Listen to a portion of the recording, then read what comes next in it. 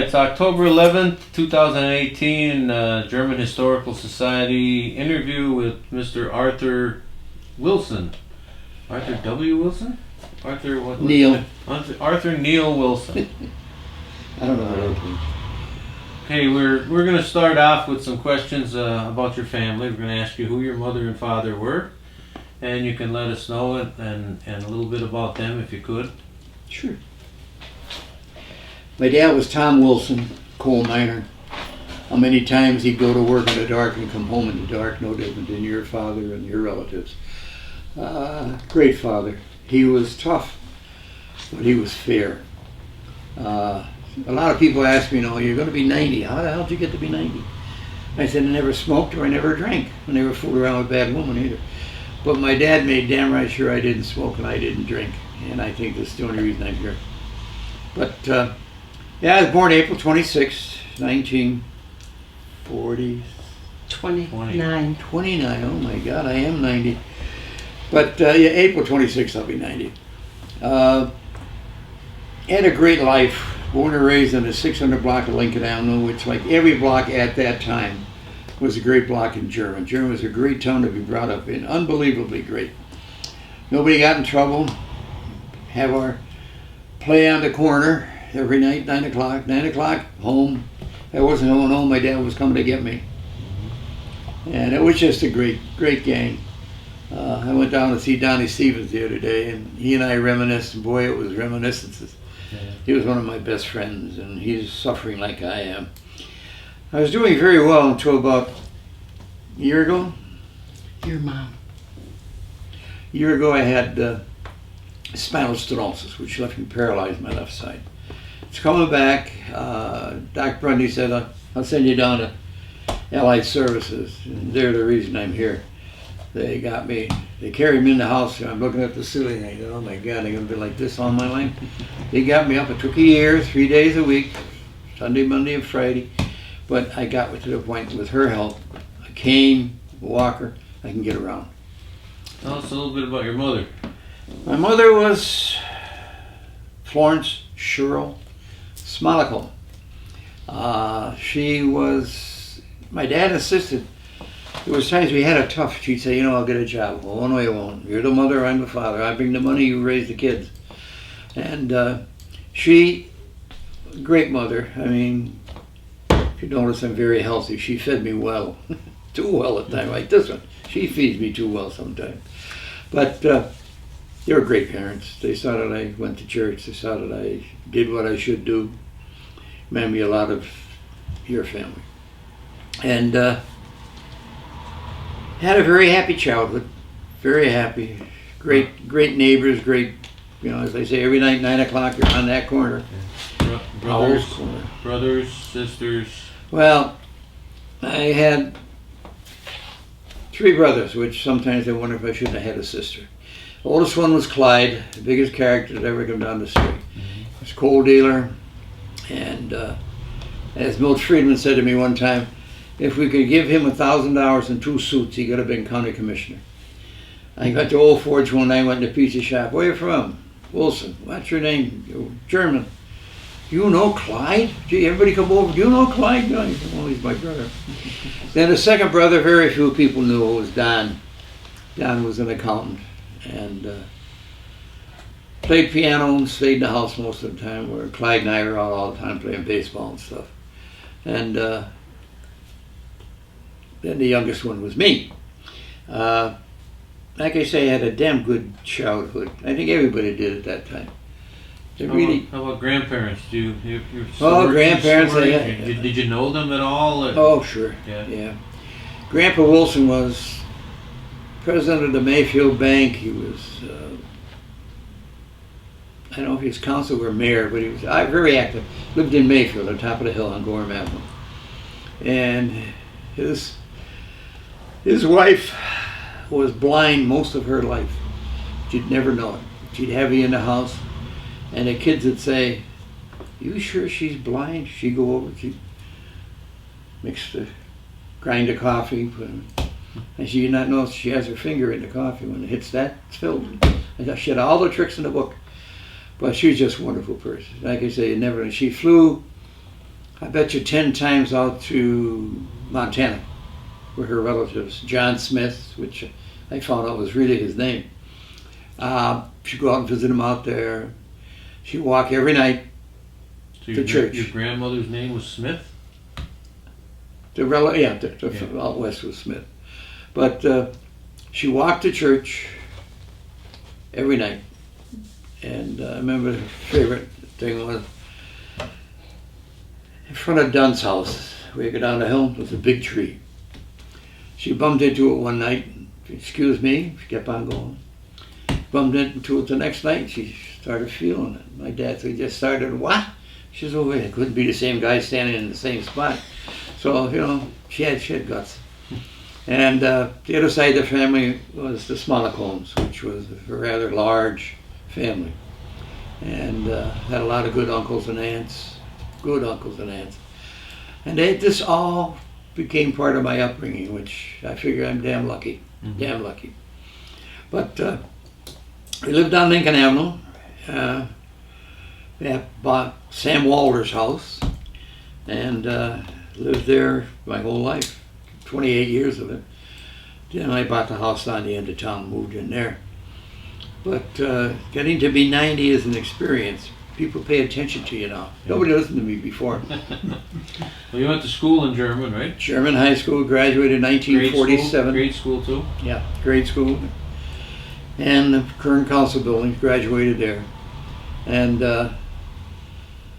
came out, got a job with German Milling Grain Company, the local feed dealer. And I worked about 2 years, and I get this letter in the mail that says, Uncle Sam wants you. So that was the end of that.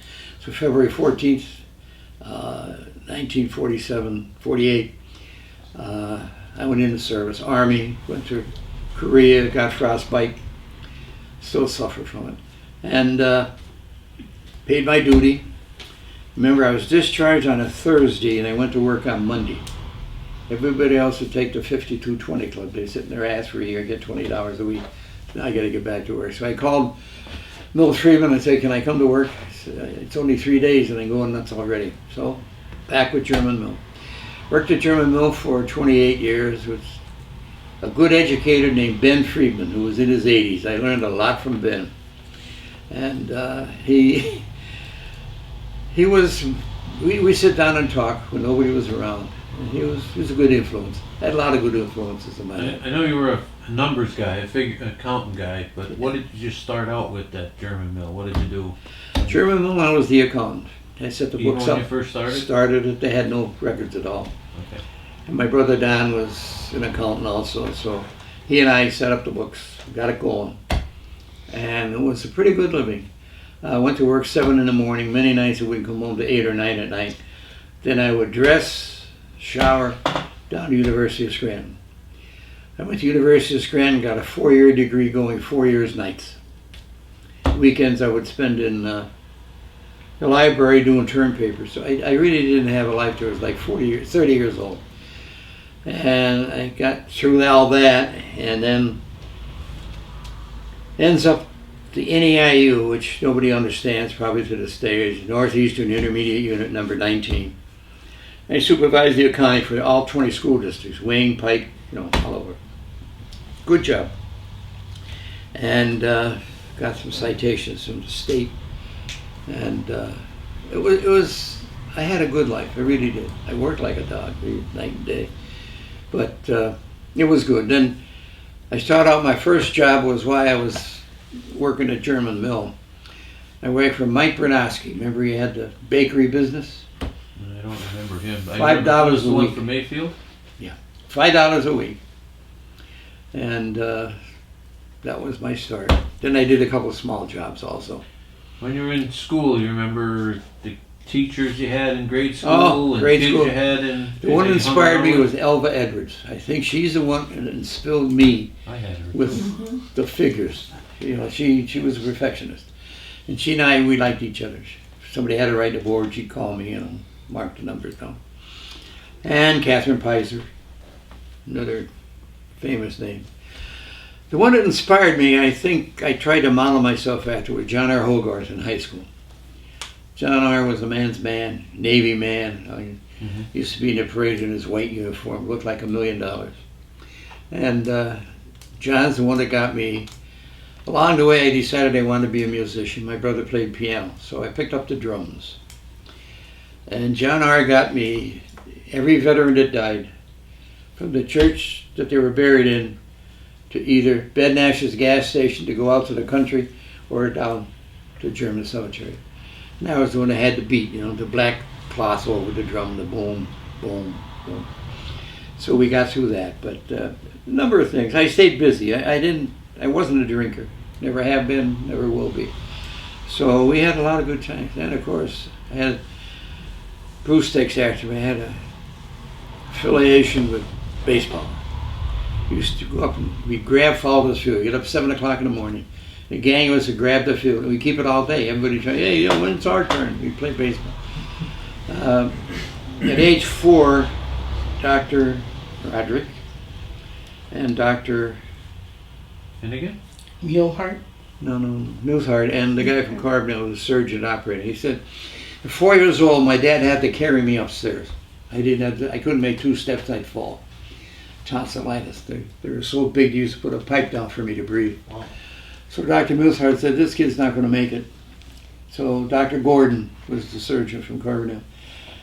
They took him on, they came in and they put my arms around my dad and they said, we didn't think he'd make it. But I made it. And Dr. Milshart said, okay, now comes what you got to do. You got to get out on the street in a pair of shorts and play baseball with the gang every day. So I strengthened myself. And I got so I was the fastest kid in town. I could outrun anybody. But And what was your nickname? Blackie, because I was so dark from the sun. I was black. Yeah. Speedy, Blackie. We're speed related. So ended up decided I want to go to college, and I knew I couldn't go with coal miner money. So when I got out of the service, I signed up for the university. Like I say, I got a 4-year degree in 4 years, nights. All right, you worked in Scranton to earn money, and you loved the Seeleys, Lackawanna Jr. Oh yeah.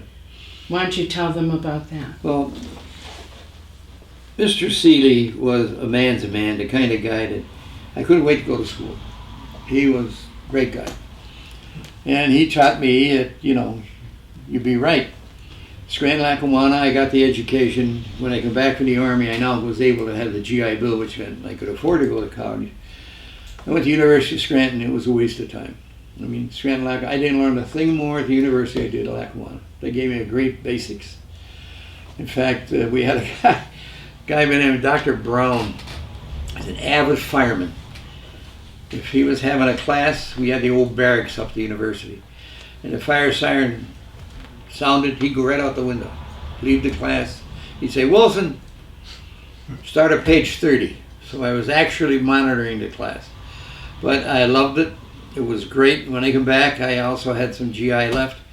So I decided I'm going to go to the University of Scranton. Like I say, it was nice, but I didn't learn any more than I did in Lackawanna. Who'd you hang around with in German when you were a kid? Playing ball, and who were your friends? And Bill Badger, Duder Pyatt, who we finally lost. And the guys in there were Donnie Stevens, Fred Stevens, the guys on the corner. Red Jones. Banfield. All that group. Banfield. Iggy Lindsay? Oh yeah, Banfield. Iggy Lindsay too? Or Iggy wasn't much of a ball player, but he'd come out. If we needed another guy, he'd fill in.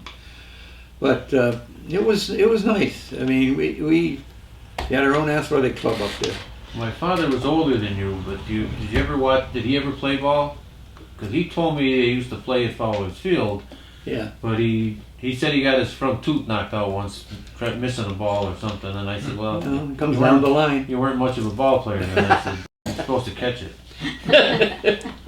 But I just wondering, who you were hanging out with and who were playing ball. And speaking of my Uncle Jim, your father, I really liked him because he was quiet and calm.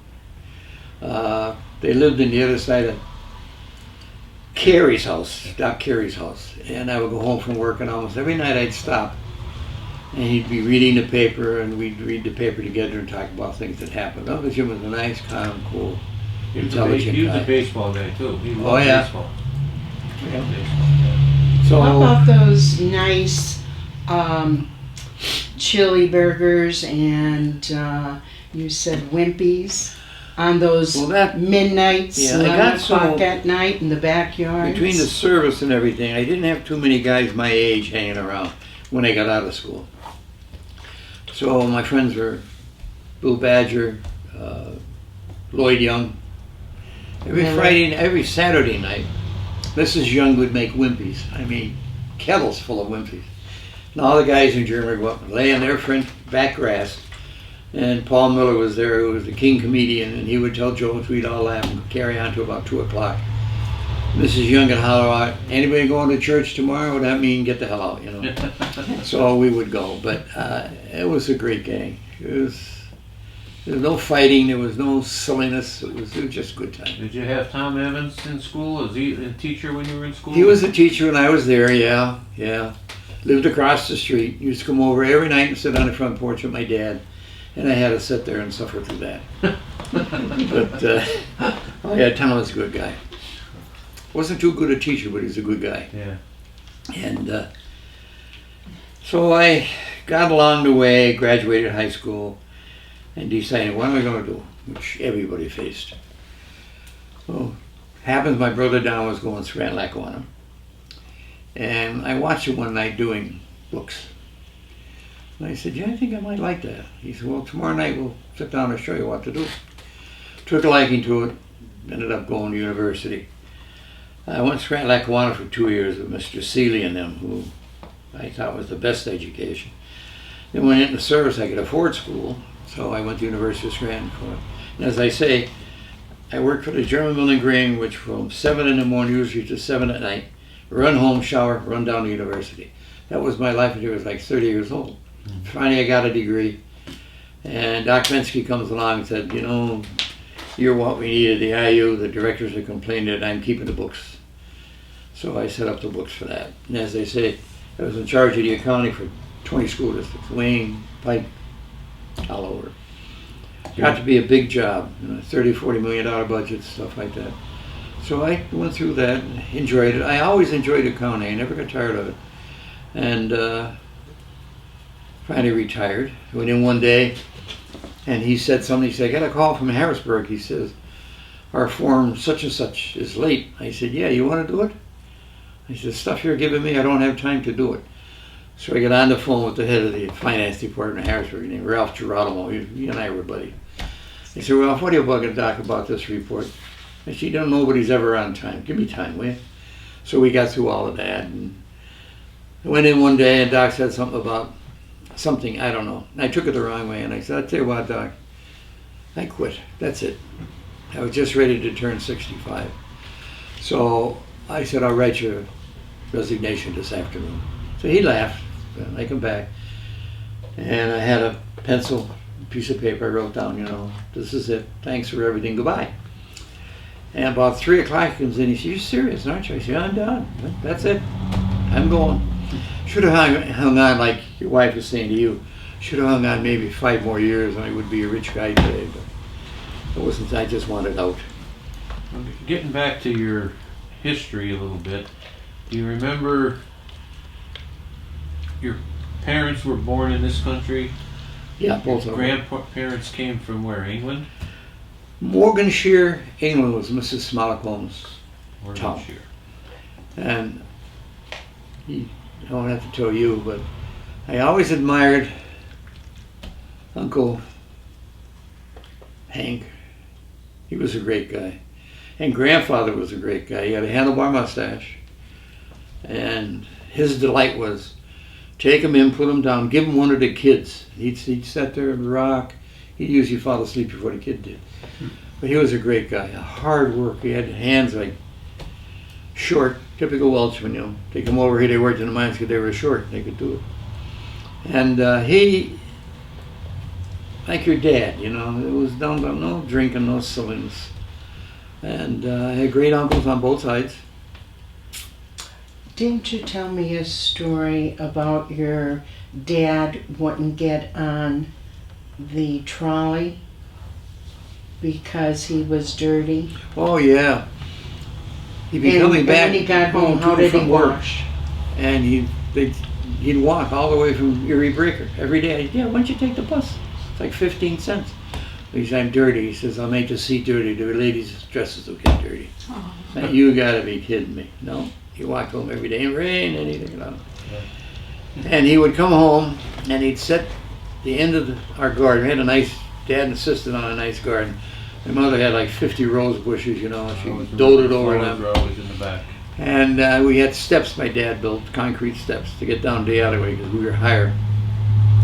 And he'd come up, put his pail down, sit on the steps, take out a sandwich that he would save. My mother used to make him 2 big ones, and he'd feed the dogs, pet the dogs. He'd spend an hour with the dogs. That was his whole life. And I remember we had a dog named Peggy, a little dog, Boston Terriers always, all Boston. And he didn't like the way she was roaming around at night. She'd tear the newspaper and everything. So he hooked the leash on the hot water shut off. She hung herself that night. He cried for a year. That was it. So we had to get him another dog, which we did. I had about 10 dogs. The best of which was the last one, Amber's dog. Kids named him Wilson. He was like a human being. Never saw anybody like him. Came time to go to bed, he'd come over and bump. You want to go to bed? Zoom, we'd be in dead. Yeah. And that was Mom. Why do you say we go to bed now? Mom will be up there. Boom, up he goes. Good dog. But I love my dogs, and my dad raised them right. Yeah. Do you remember your father's first car? Oh yeah, yeah. He picked up anything mechanical. The one that used to get to me, my mother come up one night, she said, what are you doing downstairs? Because my dad had come home at 4:30 from the mine. He said, what are we going to do tonight? He didn't let me alone for 5 minutes. The one night we were going to make chisels. He made good chisels. He tempered them, you know, and pound them. And I come upstairs. Mother said, what is going on? She said, it must be 100 degrees in here. I said, oh, he turned the furnace up so he could make the chisels. Then he gave them to everybody in town. But he was a good dad. I guess he always had something to do. Mother also, not only was a good cook, but he had to do things right. My job every Saturday morning, without being told, was scrub the kitchen floor and the front porch. That was my job. Knew better to do anything else. That was what I did. And Friday night, my mother gave me a quarter. 15 cents to go to the Rap Trap movie, and 10 cents for a soda at well, it was Rossi's later on at that time. And that was my life, and that was my reward for scrubbing the floor. I think I remember your father owning a Chrysler Yes. when I was a kid. But do you remember what cars that he had prior to that, or Well, he had because he walked from the mine, so he the one he liked. Went up to Dean Johnson, you know, next to City Hall in Carbondale. Yeah. And had to come down the ramp, and he said to the salesman, take it down. I said, I can take it down the ramp. Where'd you learn how to drive? I said, I've been driving for 2 years. My brother Clyde got me doing it. And I come out and I put it in gear and away I go. At that time, it was the first automatic transmission, fluid drive. My dad, you're going to ruin the transmission. I said, Dad, this is the modern era. This is fluid drive. He used to call it fluid drive. But that was a black 4-door Dodge, which was gorgeous, extended trunk. And he loved that. What year was that? Do you remember? Oh, God, that would be 50s or 40s? late 40s. I'd say 49, 48. We always had to buy a car from Dean Johnson. And I remember at that time, Dean Johnson got so big with Chrysler that if they sold a car, any dealer east of the Mississippi, he got $100. Anywhere, Indiana, he got the commission. But he was a nice guy. He took me up his farm. I should have listened to him. He wanted to take me out to his ranch out in Wyoming. And my mother thought that was a bit too far for this young kid to go. Young kid, I was in high school at the time. But yeah, I enjoyed school. My brother Don was very sharp. He got all kinds of awards. And I got second in command down at Lackawanna because of the accounting. And University of Scranton, I flew through because I already had it. It was like getting it twice. But we got the degree, that opened some doors, and you know. Do you remember the stores in town when you were a kid? The candy stores, the ice cream parlors, the... Next door to me was the Dempsey estate. All boys, nice, except for May. She was the head of the Bell Telephone. And nice family. My buddy was Packy. Packy Dempsey. Yeah, he was a great guy. That name. Great guy. We used to pick worms every night. My mother would say, "Go in and wash your hands." Pick worms so we'd go fishing. And Packy said to me one night, he said, "I'm going to give you a treat. I'm going to buy an ice cream." Well, I got ice cream from him. George Turner. He used to make, his wife would go crazy because he had sugar. He wasn't supposed to have it. He'd stand out on the corner and he'd say, "You want an ice cream? I'm buying." So we go downtown and have an ice cream. You do that about 5 times a day. Nice guy, nice family. Mrs. Turner, and he was very, very nice. That was Edith Turner, right? I was just going to ask that. Yeah. He was a great gal. All right, what was the store called? What ice cream places did you go to? No, Well, the next door. next door, Emmett Dempsey said, "Do you want a job?" I said, "Yeah, well, I do want." He said, "Waiting on the store."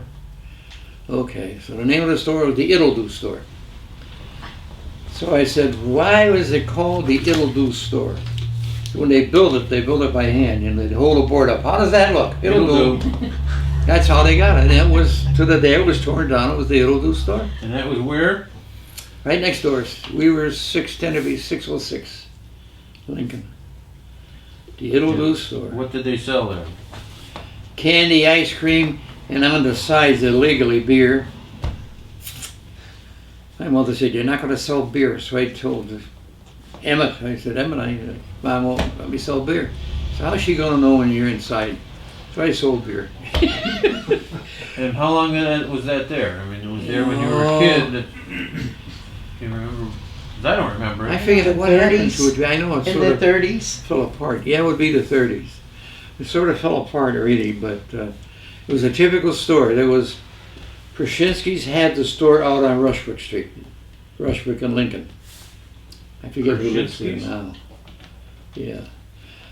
Then we came down and Zach Davis had a store about where Forkel's house is. Then there was the It'll Do. I mean, there was a store or two in every block, in every town. See, I don't remember anybody else we interviewed telling us about stores up that way. Yeah. And Yeah. that's what we're trying to get. That's why we're doing these interviews. Oh, okay. Yeah.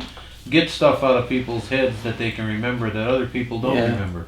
We've interviewed 10 people maybe, and Learn a little bit with everyone. and Walter Avery has done interviews, and nobody has mentioned the It'll Do store or Zach Davis's store or Perchinsky's store up on Lincoln Avenue. Yeah, Yeah. yeah. So that's what Then we're on the trying to corner get. of next block down of Franklin and Jefferson was Young's. Yeah, I remember that one. I Yeah. remember that as a I kid. remember, yeah. Yeah. What store was catty corner from Young's? McLaughlin store. And I like to go in there because the foundation's still there. It's like Yeah, that's the one on the corner. Yeah. two sides. It's all dirt. You go in there. Bubbles it's so McHale. cool. I used to hang Yeah. around with Bubbles McHale, and she was like he was His sister related to the Mary. McLaughlins. Yeah. Yeah. So My that's grandmother always Sophie's yelled at me family, not to right? hang around with Bubbles McHale because he was a trouble. Redhead. Yeah. Heavy getting. Did you get in trouble or did Yeah. she get Bushy red. I never got in trouble. I always left before. I hung around with Terry Williams, so Oh, if I didn't get Jesus. in trouble with Terry Williams, I was pretty good at getting out of trouble. Which brings us to people. I mean, we had people who were so different, like Terry Williams. There was only one of him. Yeah. And I got him a job, and what was his name? The guy who was running Scotch Motors? Bob Glenn. And Bob said, "You know, he's a good kid. Crazy man. Every night he comes in the morning, his eyes are red." And he took him out and taught him how to golf. Took him like 3 o'clock in the afternoon. "Come on, Terry, we'll golf." He sort of made a man out of it. It was a big difference. But Terry was something else. Yeah. And his mother was another story. That's why Marion like he was. Williams. And his dad George was quite a guy. He was Mr. Republican. He had the town Republican for a long time. George Williams? George Williams. He was head of Republican Party. Isn't there a story about him haunting someplace out in California? Yes. Yeah, he ended up going out, and it was on TV. It was featured. He went out, and of course, he was a drinker. And 2 or 3 of his pals rented these rooms in this old spooky house. And used to tell stories and everything. And he got to be used on radio and TV. But he got drunk one night, and like Bandit Cummings, fell down, killed himself down the stairs. But they were nice people. And Marion Williams, every day, she was the head nurse at General Hospital. Great nurse. Every day she made a cake and a pie and took it to the hospital. And I remember some of the guests would say, oh boy, or the nurses or doctors, that's for the guests. She'd go around, she'd give everybody a piece of pie and cake.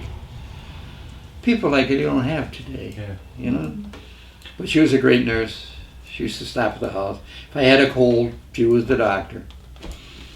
But at So who was your doctor when you were a kid? You had Dr. Roderick? Musart, Roderick, yeah. Finnegan? Good doctors, good doctors. I remember Doc Roderick came in one night and I had an awful cold and I think it was whooping cough. Looked at me and he punched me in the belly. He said, "You're going to make it." And walked out the door. You know? They need more doctors like that. Today you go, got to have MRIs and VVDs and XYZs and all that. How about the German Mill and Grain, the people who worked at German Mill and Grain? Well, that was another story. I enjoyed every job I ever had. My buddy was Bandit Cummings. Bandit was a character, Ed. He got hit 5 times, somebody said 6, at the crossing up at Murray's where the old W used to go over. The train. 5 times he got hit by the same train by the same conductor. Ed Cummings, was he the cop that was down here? His dad. That was his dad. Oh, Yeah. He was my grandfather's Bandit brother. was the most wonderful guy. I saw he and Clyde one night. They were all dressed up. Sinclair, right, the company we had, were having a party down in Wilkes-Barre. Suits, ties, you know, all dressed up. They go off and raining like hell. And the lady broke down. Bandit and Clyde go underneath the car and with their suits on. They showed up at the party. Oh God, what a mess! But they couldn't help anybody enough. The Bandit could fix anything. He was the supreme mechanic. They called him the Bandit. The Bandit, yeah, oh yeah. Oh, Ed Cummings, the one who was the part-time policeman that got hit by the car down by his right out here, right? Yeah, That's him, yeah. that was No. his father. That was his That was father. his Oh, okay. This is the The son. son, okay. And Still he was related a to- character. The Boy. father was my grandfather's brother. Yeah? Did you know him too? Yeah, oh I yeah, remember him. yeah. Yeah. But Bandit was something else. Oh. One day he said to me, he said, "I almost didn't make it to work today." I said, "What's the matter, hangover?" He said, "No, I slept in." He says, "Bootsy Reeves is my clock." I said, "What?" He said, "I get up, I look across the street, if Bootsy's truck is gone, that means it's the work day, he's at work." That was his clock. Wow. What other mechanics were in town? What garages, gas stations? What Oh, Alex I know Herbert. you guys were Sinclair. There was Sunoco. There was. Yeah, we You were remember the big gas we were pumps with the Sinclair. balls and- Yeah, oh yeah. I had a pump from there, and I painted it and made it up nice. And Clifford took that. Where did he put it? Upstairs? I don't know where he put it. But anyway, he took it. But yeah, there was Dipple. You know, up at the Up in Mayfield. at the corner, just inside Mayfield. Yeah. And there was us, and we were Sinclair, Richfield, you know, the oddball companies. BP. and BP we ended up with, yeah. Yeah. British Petroleum. But we had characters. My brother Clyde was there. Rosemore Geese had Sunoco station, or Sunoco, yeah, on the corner. what was the one down here by the post office? There was a gas pump there. Williams. That was Williams. What was his first name? He lived where Is he Gail the one Rosemore is now. And- Is he the one that owned the hardware store too? There Yeah. was a Williams that, Yeah. Did Tizzoni have one too down there? Yes. Yeah, Yes. How about And the don't one that forget you- Helen's Cafe across the street from Helen's Cafe, where Mrs. Farrell. Herbert's. Herbert. Well, that wasn't Herbert's. No. No, that's where the The turnaround. The turnaround They was, used to- there was gas station, there Oh, was that Yeah. pumps there. Rosemary's, What wasn't the it? heck was the name of Is that? that Rosemargie's? Is that what the one they got? No, he was right out in the corner. And Rosemargie's was quite a place. Of course, Jim liked to drink. From the time he opened his eyes till he went to bed at night.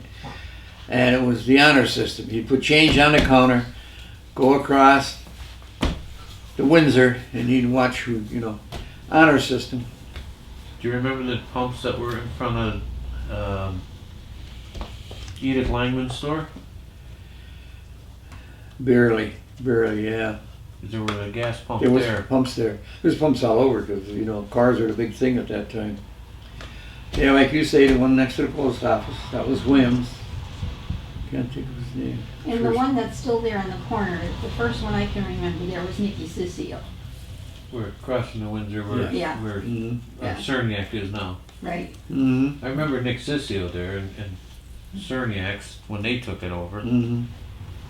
And Lenny Piworski was there for And a then while. Peworski's there now, yeah. And Lenny was there, and now his brother there. I guess it's his brother, Ricky Peworski. And old man Friedman was feeding grain, and he never forgot. Somebody pulled in. How many pound of gas do you want? Never a gallon, it was a pound. Is that what he started as, like a feed mill more Oh, than? yeah. So he did horses and stuff prior to the gas? Yeah, and I got to be a salesman for German Mill. Probably 3, sometimes 4 days a week I go out with Ben. And there was a genuine love between him and the farmers. We had a couple guys, want to pay the bill. I don't have the money, I'll pay the bill. He'd say, Art, drop 100 pound of horse here. No, I don't have the money. Give it to them, they got to eat. Where did the Wilson family come from? The Smallcombs came from England. The Wilson part of it, Wales. They came from Both Wales. from Wales, Both yeah. from Wales. Grandma Smallcombe was born in Morganshire, which was Wales. Grandma Wilson. Hmm? Where was Grandma Wilson? I don't know. Yeah. Gladdy. There, Isle of Man. Who was the Isle Oh, my of dad Man? was named after the Isle of Man. He was born Yes, on Isle of Man, just off the coast of England. his father. Yeah. Mother. I had a picture of it. I don't know what happened to it. Brother Don used to take all the history of the house. We had good history pictures. Did you travel at all when you were a kid? Did you? No, we didn't have the money. Didn't have the money. Our Did you big go trip to was to Japan? Binghamton to visit Aunt Ruth. Aunt Ruth and Binghamton. Who was- Yeah, we went there. Was the greatest. Yeah. She was a great woman, boy. Everybody loved Aunt Ruth. How about like Chapman Lake and Newton Lake? Yeah, I and- used to and- sneak up and there. If you go to Hosey Dam and swim, Yeah. you guys all do that? Weren't allowed there, My but you dad went said, there? I'm going to teach you how to swim. To my brother Don, they go up, he had his trunks on. And my dad is getting changed in the car, of course. Don runs out and jumps off the diving board and says, where'd you learn how to swim? He had the best teacher doing, Clyde. Clyde used to swim around Chapman Lake 2 laps before he started swimming. He was waterlogged. But yeah, we used to go up Chapman, up the Chaps. Never ate, that I remember, I never ate pizza there, the Blossom. Oh, later on, but when I was a kid, I never had pizza. Were there a lot of cottages there then, or was that? Oh, yeah. There was there still Lot of there them. then? Okay. I had offers to buy some of them, $100, and I was thinking later I should have done it. Yeah. But my dad wouldn't give me 10 cents. Wouldn't do it. When Emma took sick, and Willie, if you remember, Willie was 6 foot tall, never walked, he ran. A little strange. And he dug our basement, me and him, by the pail. It was all dirt. Mhm. And he helped. I said, no, we got to put the cement in, but it has to be level. That's level. Well, when the time comes to use the hose to wash it out, there was puddle here, puddle there. So I had to redo it again. But yeah, Bandit was probably the biggest character I ever met. He was, what day is it? Bandit, it's Wednesday. Well, I knew Boosie's car was gone, so I knew I had to go to work. I didn't know it was Saturday or Sunday. How about the time, where did he do all his presents, buy his Oh, presents, he never left buy McCookie's. his... He existed out of McCookie's bar. Bought his presents Makookie's there. bar. Makookie's, Where was yeah. Makookie's bar? Walter Makookie. Across from Herbert's garage. Ended up, what was the Helen? son's name? Oh, Scroopa's bar? Scroopas, yeah. Scroopas. That was Walter Makookie's Son-in-law. son-in-law. Okay. He had a button on the back, ladies' entrance. And the ladies would stop to have a beer, because those days you had to sneak a beer when you were a lady. And they'd be on that buzzer going, hey, there's something. Don't answer. Woman or truck. I said, what'd you put the bell there for? Never answered the back door. But it was a good watering hole. But I remember go Dr. back to the Bull's- presents. Pardon? Go back to Oh. Bandit and his presents. Bandit would be in there and they'd come in and he'd stay till about 7:30, then he'd go home. So I gotta work tomorrow. But he bought 2 lots at Heart Lake from the bar. He bought all his presents for Margaret and everybody from the bar. He did, other than going to bed at night, he lived at Makookie's bar. So how was he able to buy all the stuff from the Well, he bar? worked for us at the mill, and everybody liked Bandit. He'd do a motor job at Salesman night. would come in. Oh, okay. Yeah. He'd do motor jobs on the side, damn good mechanic. I remember Clyde. Clyde worked for German Mill, and he did all the mechanical work. Bandit Yeah. was getting old. And Clyde would make something go. You know, he'd bring a truck in to be hammering, and I'll fix it. And he'd get it fixed. And he would take the Brockway transmission out of the Brockway, put it in the International or the Mac. Mill Freeman said, you know, you got a steady job. He says, you know what you were doing. He says, nobody knows how to work on the trucks. They come in, they say, oh, that transmission's grinding. Well, that's the one from the Mac L40. I'll order the parts, I'll fix it. But he doctored those trucks, you wouldn't believe how he doctored them. I know he was always driving trucks and always around trucks. And Oh, yeah. I remember Clyde when I was a kid, and you know, he was a character. Oh, Yeah. he was.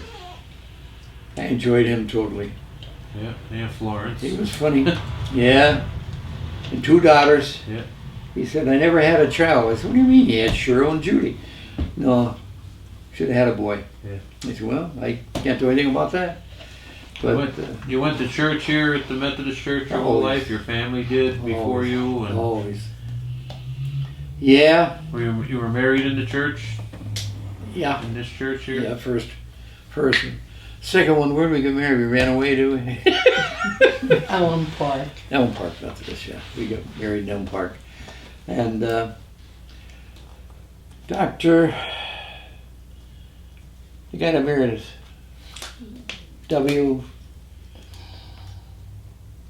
Dr. W. But Reese Waring. Lee Warren. Reese. Reese, he was to me the supreme. I mean, he had Catholics come in there, he just could preach the Bible. And he made it enjoyable. You know, you could sit there and listen to it. But you know, we were married there. Where did we have the wedding? One room at the Ramada, right? Yeah, Intimate family. had 50 people. Tell them about Don. How about your service? Well, I went You to were in serve the the Army? Army, and they stuck me in the finance corps because they had all this business stuff. Went to Fort Benjamin, Indiana, which I'd like to go and see again. It was like the Army took a golf course over, and our office was like in the Elkview Country Club. It was beautiful. So we painted it and everything, got it going. And so I went there, and then they sent me to Seattle, Washington. And I waited 6 months to get a boat to go over to Korea. I was supposed to go to Japan, but just then 100,000 Chinese troops came across the border and they were overrunning the Korean peninsula. So I get off the bus, Army bus, and the guy standing there, and he said, see that guy there? He hands me a gun and ammunition strapped to the thing. So, whoa, I expect a key. I'm finance, I'm office. He said, the Chinese come over the border, go that way and shoot anything you can. So we went up there, we got pinned down, that's where I got the frostbite. All the front of my legs are a mess. But How long were you over there? a year and a half, 3 years into a year and a half. Did And you while I was see there, I didn't waste any time. I got chauffeur for General MacArthur for 6 months. That was after. Yeah. Because he had the frostbite and he was Chauffeur for hospitalized. General MacArthur. Yeah, Wow. yeah. Wow. Greatest guy that ever lived. I tell you, he was 7'2". You ought to see the Jeep he had. It came over and had a big lump in it, so he could get in it. Wow. He had about 4 Jeeps, and I said, General, he said, Douglas. I said, okay, Douglas. He said, don't call me Doug, Douglas. Good morning, son, that deep voice. And the corncob pipe was about this big. And he said, you don't mind my pipe, do you? And I said, my dad smokes a corncob. You're kidding. I said, yeah, I worked in the mine, had a big corncob pipe. And then it was just like yours. I said, what do you mean? I said, they never cleaned it. You stuck it here, you know, all the juice and everything. But he was a great guy. He really was. He was so... I remember he would stop, when we got to Japan, he did a job. He's a psychologist. He'd stop at a stop sign, they all start bowing. He'd go over and he'd pick them up and he'd say, I'm not God. You're the same as me. We got blood. Don't ever bow to me again.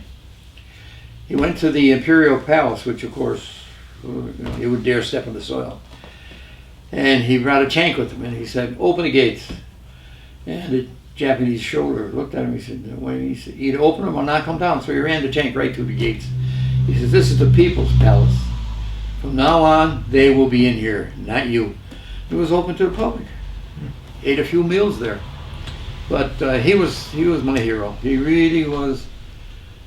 He was something. I said, you have 4 Jeeps, and of course the Jeeps are like chrome bumpers, chrome mirrors, the flag with the 5 stars How on old it. was he then? Because he was in Well, World he War was- II. I mean, he was pretty old He in Korea. was well into his 60s, if not early 70s. And he wasn't about to quit. He didn't, and that's where he ran into trouble when he came back to Washington. He really told me he wanted to be president. But when he got back over here, everybody was against it because they knew if he run, he'd win, and they wanted the job. So he came over, and that's when he made the famous speech, "Old soldiers never die," you know. But a hell of a guy. He really was. I admired him, and stopped for ice cream. You don't know it, I never drank. I learned from Clyde. Oh, I have a highball once in a while to be nice, but I never drank. Did you run into anybody over in Korea that from around here that you knew? I mean, I know Bucky was in Korea and different guys from town, but Pigeon, Paul Pigeon. No, you didn't run. When you were in Korea, did you bump into anyone from Germany? Paul Pigeon. He was over there at the same time He as got you. killed. He got killed. Yeah, he and I were there, and Jim Egan was in the Air Force. Yeah, but you didn't bump into him. Yeah. Oh, you did? I found out he was over there, and his mother wrote and gave me his address, so we made arrangements. On a weekend, went down and met him. Big, tall guy. Boy, he was big. Not in Korea. You met him in Japan. Japan, yeah. Japan. We had dinner together and everything. I was lucky that way. I met a few. Now, in the United States, I never met anybody from Germany. Never. But overseas, I saw a few people. Yeah. do you have any more memories of German itself, like the old school, the Merd LG Elsby. stores, the Merd Elsby. you know, Remember her? She was about Yeah. 6 foot tall. Shake hands with you, you'd crush your hand. yeah, she was a big lady. How are you today, son? The deep voice. And her husband was about this high. Yeah. I think they Nelson. posed as Mutt and Jeff. Nelson. Nelson, yeah. Nelson, I'll never forget. She used to change prescriptions, you know. And then one day, and she said, Herd, look at this. Look at it. Look at this prescription that Doc Blows did. And you remember it was Doc. Doc Blows gave to this woman. This isn't the right one. She scribbled it out and wrote it and gave it to you. And she wasn't the pharmacist, he was. No, right? he was. Yeah. They She had was the a big, nurse. the big jars with the colored Remember? water in them. Yeah. Yeah, set up high. I used to go in there when Donnie Oakley we call him the Big Oak. He was 6'4", and we were all little kids. Yeah. And we used to go in there, and he'd buy Cinco cigars for 5 cents. And we'd go up in the woods and smoke them. And get sick. And we'd all be coughing and hacking. I think probably told her. I think why I didn't never smoked. Some of the older guys, I can't remember who now, but they said you gotta smoke. I said no, I don't. Yeah, you gotta smoke. I'll make you a corn silk wrapped in newspaper. I took about 2 drags on that. I was so sick for a week. That was the end of smoking. And drinking, my brother Clyde knew what to do with drinking. He said, have a drink, you enjoy it. He poured me a straight shot of whiskey. Ooh. Yeah, Clyde was a drinker. Oh yeah. That was the end of the drinking with me and the smoking. So, and of course my dad and mother. How about any other, like Clayton Tucker? Did he hang around with you? Oh guys? yeah, Clayton was something else. Because him and Clyde were always together. And his brother Eddie Pierce. Eddie was so lazy. The backs of his shoes were flat. You're too lazy to step in them and tie them. Yeah, he was just so lazy. Of course, his father was Wyland Pierce. And Wyland would come home from the mines when they could get him to work. And you were black. He'd go upstairs, wash his hands, put on a white shirt and tie, and go downstairs, drink at the bar. The shirt would be jet black by the end of the night. He's so lazy. And he took after him. Eddie took after him. Yeah. Wyland took after him. You remember the trains, the train stations? I rode the trains very much when I was going to University of Scranton. My brother was working at Sequoia Silk Mill. He got the job as office manager. And I started going to school. And I said to my dad, I said, why am I summing my ride and spending money on the bus? Have to get up 2 hours earlier to get to Scranton Lackawanna. He said, you got a point. So he said to Don, he said, start taking the kid. He has to be there at 9, you got to be there at 9. Oh, he says, I make him money. He says, I have 5 guys there. So he refused to let me ride in the car until somebody died or left, so then I got a job. But yeah, the trains I rode, and what I didn't like about that, I get in the last car, was those cinders. My mother always insisted I have a white shirt and tie. By the time I get down there, somebody comes and says, oh, you got all dirt in it. Well, then you smeared it. So when they got out the thing, I'd shake like hell to get them off me. But And didn't you work at Home Furniture? my first job was home furniture. I graduated Lackawanna, and they always tried to place somebody. They said, we have a job for you. What? Well, you'll be the bookkeeper at a home furniture company. And Mr. Solon owned it. Wife was nice. The son married into money, and he knew that he wouldn't do anything. Nothing. I'd have to carry the furniture up the stairs. But in the meantime, Mr. Solon used to come in and give me instructions, how not to do this, how not to do that, don't drink. So no wonder I didn't smoke and drink. Everybody I met was going to smoke or drink. And I worked at home furniture. My salary was $28 a week. I come home, I gave my mother $20 for board. And then the $8 I would, I'd take about like $4 and try and put the rest away, which was never anything. I never made it. But that was my salary and what I did with it. Give my mother $20. My dad said, what are you giving her $20 for? I said, food costs money. How about the time your brother friend, remember Miller across the street? Remember Dwayne Miller's uncle? Oh, And Harry. Harry. Theodore. I spent a lot of time at the Millers. Mrs. Miller was a dream. And I'll never forget it. You'll know this person. I was sitting in the living room with them. We didn't have TV. And we'd be talking and joking. And Paul Miller was the best comedian that ever lived. I don't care. He's better than Bob Hope. He'd tell jokes and we'd laugh and everything. Harry comes in. He says, all right, go out in the kitchen. I said, what? Go out in the kitchen. I said, what, you want me to bring you a drink or something? Just go out and walk around in the kitchen, come back in. When I came back, it was red. Eleanor Berry was there in her panties and bra. And Eleanor not only was pretty, but she had everything where it should be. I'll never forget that. That was the first indoctrination to me. Bang. But she was a nice person. You have to know that it was horribly hot Oh, that yeah. day. Well, she wouldn't do And the that women- otherwise. And the women were working in the kitchen. Yeah. I loved her.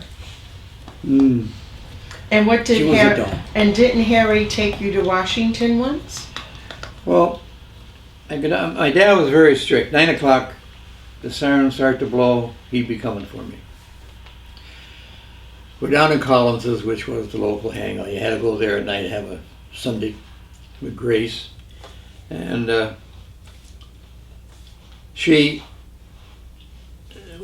Paul Miller, he was working in Washington.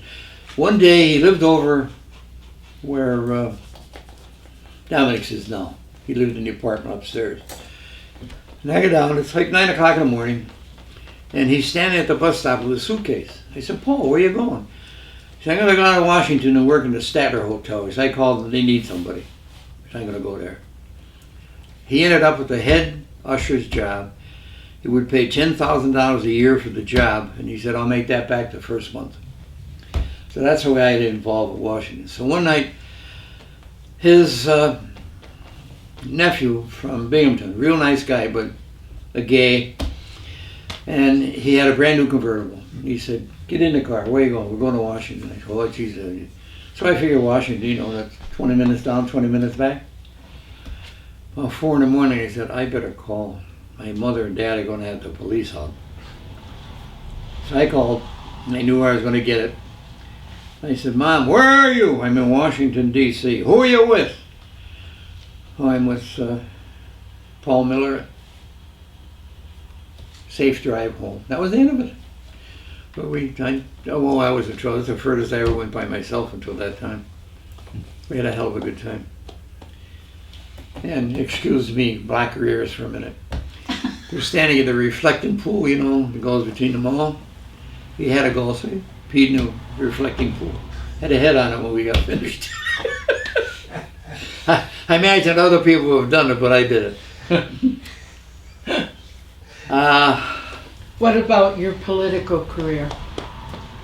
Political career, I didn't really want to get involved. My dad said, you got to participate. You can't just live in a town and take, you got to be part of it. So he said, you want a job? I said, not really. He said, well, tell you what, you're going to be the auditor. So for 27 years, I was the auditor in German. And I think it was $10 a year. And I had to audit the borough, the wage tax, and school, and prepared a report for school. So one time they wanted us to go down, the guys that were preparing the school tax report, 20 pages long. And I took it down. That's where I met Ralph Girolamo, my buddy. And somebody said, why do you get paid? Everybody, you know, $500, $5,000, $1,000, how much you get? Nothing. What do you mean, nothing? I said, I don't do anything. He said, sure, I owe it to the town. So before I get like 125 hours a year for doing 3 audits. My help was Patsy LaRosa. He'd get the 25 hours a year and never show up. I did it all. I give it to him, he signed his name. You know, not to tell you, I'm not surprising you. But it was him, your father, a couple years.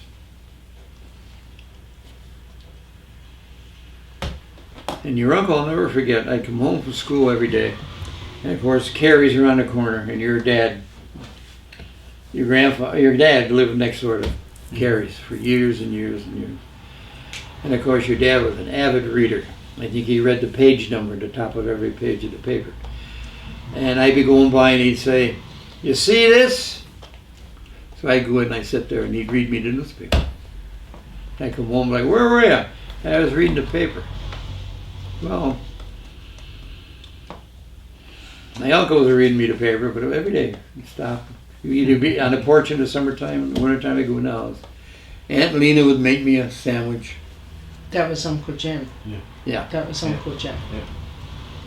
Yeah, Uncle Jim was a good guy. And Phil looked just like him. Yeah, I picked You have no idea how much I respected Phil. Phil was the smartest guy for his age that I ever met. He knew his stuff, boy. I know he could add numbers faster than I could do it on a calculator in his head. Yeah. He was really good with numbers. He was good. The only one who was better was Ridzik, the obnoxious guy who worked for the school company. Yeah. He could take a column like this, zip, and put the total down. It'd be right. Oh. I never saw anything like it. I said one night, he said, "You're going to check on me, aren't you?" I said, "Yeah." He said, "It's right." You know, you get to the bottom, you carry 1 or 2 numbers over. Some guy, well, of course, those days there was no calculators or anything. Computers weren't even heard of yet. But he was sharp. What made you get, your dad said, to give back to the community? You were auditor for 27 years. Auditor, but school then- director for 12. And what did you do during your school directorship? Oh, built the school for which I was hated to this day because Yeah. Milt Friedman, Sam Adtice, there was 2 or 3 of them. They said, "We're going to retire, and we think you'd make a good school director because you know, going to college now, you understand." Okay. Well, what they were doing was nailing me with the taxes. They built the school, they were big heroes. Boy, look at this nice school. And it came time to put the taxes on. I had to sign the tax report, so I was SOB for a long time. People didn't speak to me for a long time. But we got through it. Schools paid off. We got 3 new schools. They're all paid off. In fact, if you go in the library, you'll see the plaque has Arthur Wilson. All 3 schools. And you were also on the Lackawanna County Vocational Technical School, which is now the Career Technology. Well, the lady that's saying that is the lady who built both schools. They didn't have a director. And she built it, set it up, made the forms out, and did all that. That's where we got hooked up. You have your glasses on? He was the Don't need them. he was the secretary. Print. Oh, God. I had the books Uncle that Jim he never audited changed. here from the borough. And I don't remember if I have them at the house or if they're in this pile here. That's what I was looking for. Because I brought stuff down here to make copies of and everything. And I have a copy of, I think it's 1964 borough audit with your name on it, my father's name on it, and Patsy LaRose's name on it. Yeah. And I also, Yeah, we did the audit. We did it by hand. Every line we verified. Went back, checked deposits. The guy in Mayfield said, "What are you doing?" He says, "The guy that does the books does the audit." And then he's the hand, and we sign it. We get $20. He said, "No, I got to know what's in it." I liked Uncle Jim. He was so soft-spoken. In 1972, Phil was 70, smart. 71, God, he was 72, when he was school director, he not only built Lakeland School, but he was on the board that built the Votech schools. I remember everybody thought I was nuts. It didn't make any difference. They didn't like me anyway. But the salary of secretary treasurer, which I was for 12 years, nobody wanted that job. That's work. Had a $3,000 salary with it. So I said, "I don't want it." "What do you mean you don't want it?" Every other one took it, and then they split it up on the directors. I said, "I'm not going to take it." So then I told the secretary, I said, "Make my salary check out $3,000. And I turned it over, endorsed it, and I said, "That's to the library." I said, "Library, because we don't have any." So for 12 years, $3,000 a year, $36,000, most of the books that are up there, I bought. And nobody remembers it, you know. I don't want anybody to remember it, really. But I couldn't see getting paid.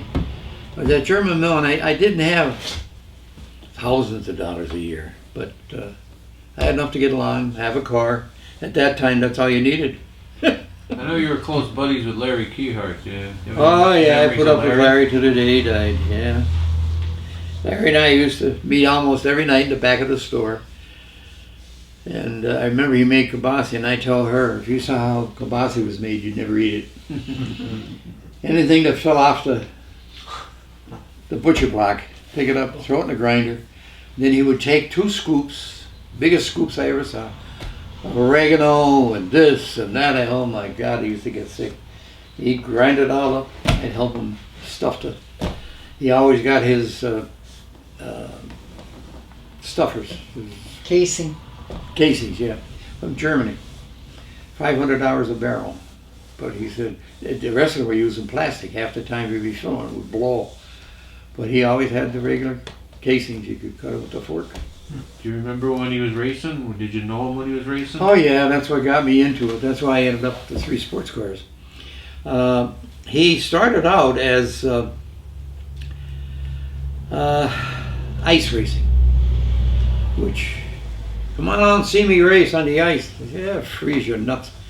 But I go out and they would come around side by side sliding, right? If you had one bump, you go right off the lake. And we raced at the lake up in Poconos. And there'd be like 20, 30 guys racing sports cars. So then comes summer, he says, I'm going to start racing the thing. So he got me interested in racing. What else did he race in the summer? Dirt tracks or? Mostly dirt track, yeah. He liked road racing. Okay. And he got into road racing mostly.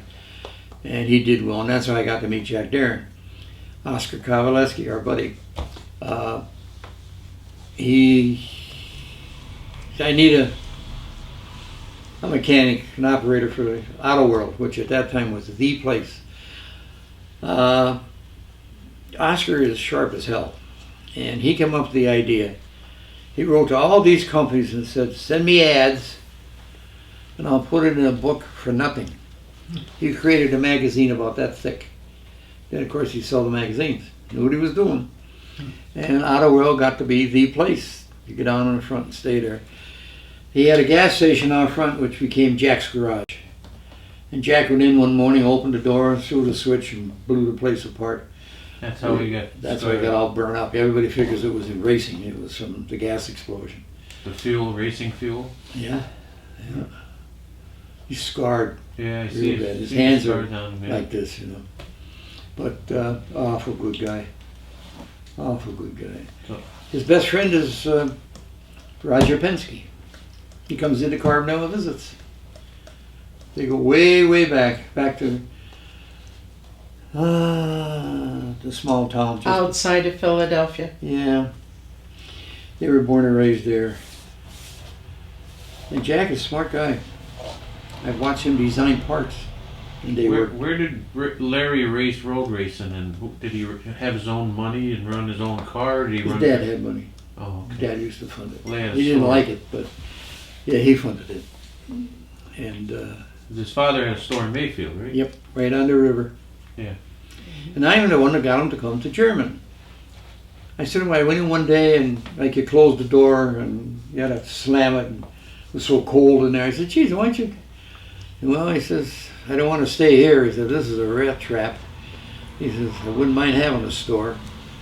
So I go down, I get to this place, and Mill Friedman said, I said, can we find a place for Larry Keyart in town? I said, he's a pretty good butcher. He'll make a living. He said, I just heard that the store across from the bank is for sale. So I went up $13,000. So I went to Larry. Larry says, I don't have 13 cents. So I went and co-signed a note at the German bank. Leo Moskovitz, God love him. He said, what do you want? I said, well, I'm bringing Larry in here. He's from Mayfield. He wants to open a store across the street. He said, I'm worried about that. He said, somebody's going to burn it down or tear it down. He said, what do you need? I said, we need $13,000 and $1,000 for cash in the register. Made a loan off for $15,000. He said, insurance and everything, you'll need $15,000. Leo started a lot of guys like that, boy. I mean, and people never appreciated what he did. So that's how Larry got started there. And he made money, boy. And the first day, who came in the store with startup money? Me, yeah, we started him up. But Larry, as you know, was a pretty obnoxious guy. And I watched him throw ladies out. My grandmother didn't like him at all. Oh, no. I got along great with him. He came in one day, and he opened the store, and I forget who it was, some lady from East Germany, good customer. I want, going to have a party, I want 24 pound of ground beef, good stuff. Okay, what are you going to do with it? Going to have a picnic. Going to make hamburgers? Yeah, I won't say to meat. He said, first of all, you want the lean stuff. He says, you're going to put it on, it's going to all fall apart. Because you got to have 80% fat. That's where I learned about that. Yep. But I watch him, you know. As Bill Davis said, Bill took over the German bank, and we used to come over and joke and kid. And He says, you know, you and I could make a good living in the business that Larry drives out of the store. It was true. If you didn't like it, he wouldn't wait on you. My grandmother she hated to go down there. She'd send me all the time. She said, I cannot deal with him. Yeah, he's tough. He was tough. What else? Anything else that you can think of? Pretty The much covered cemetery, school. German cemetery. Yeah, I am sort of proud of German Cemetery. I'm president, and my son Stuart is secretary-treasurer. We just bought a $20,000 1026R John Deere backhoe, post hole digger, paid cash. When Bud Gibbs was there, we had $34 in the treasury. But the reason we have money, there's about 5 officers. She's one of them. None of us take a salary. The Wilson family's running that cemetery, and everything comes in, stays in the treasury. So I said, okay, next project. Well, what do you got now? You're always spending the money.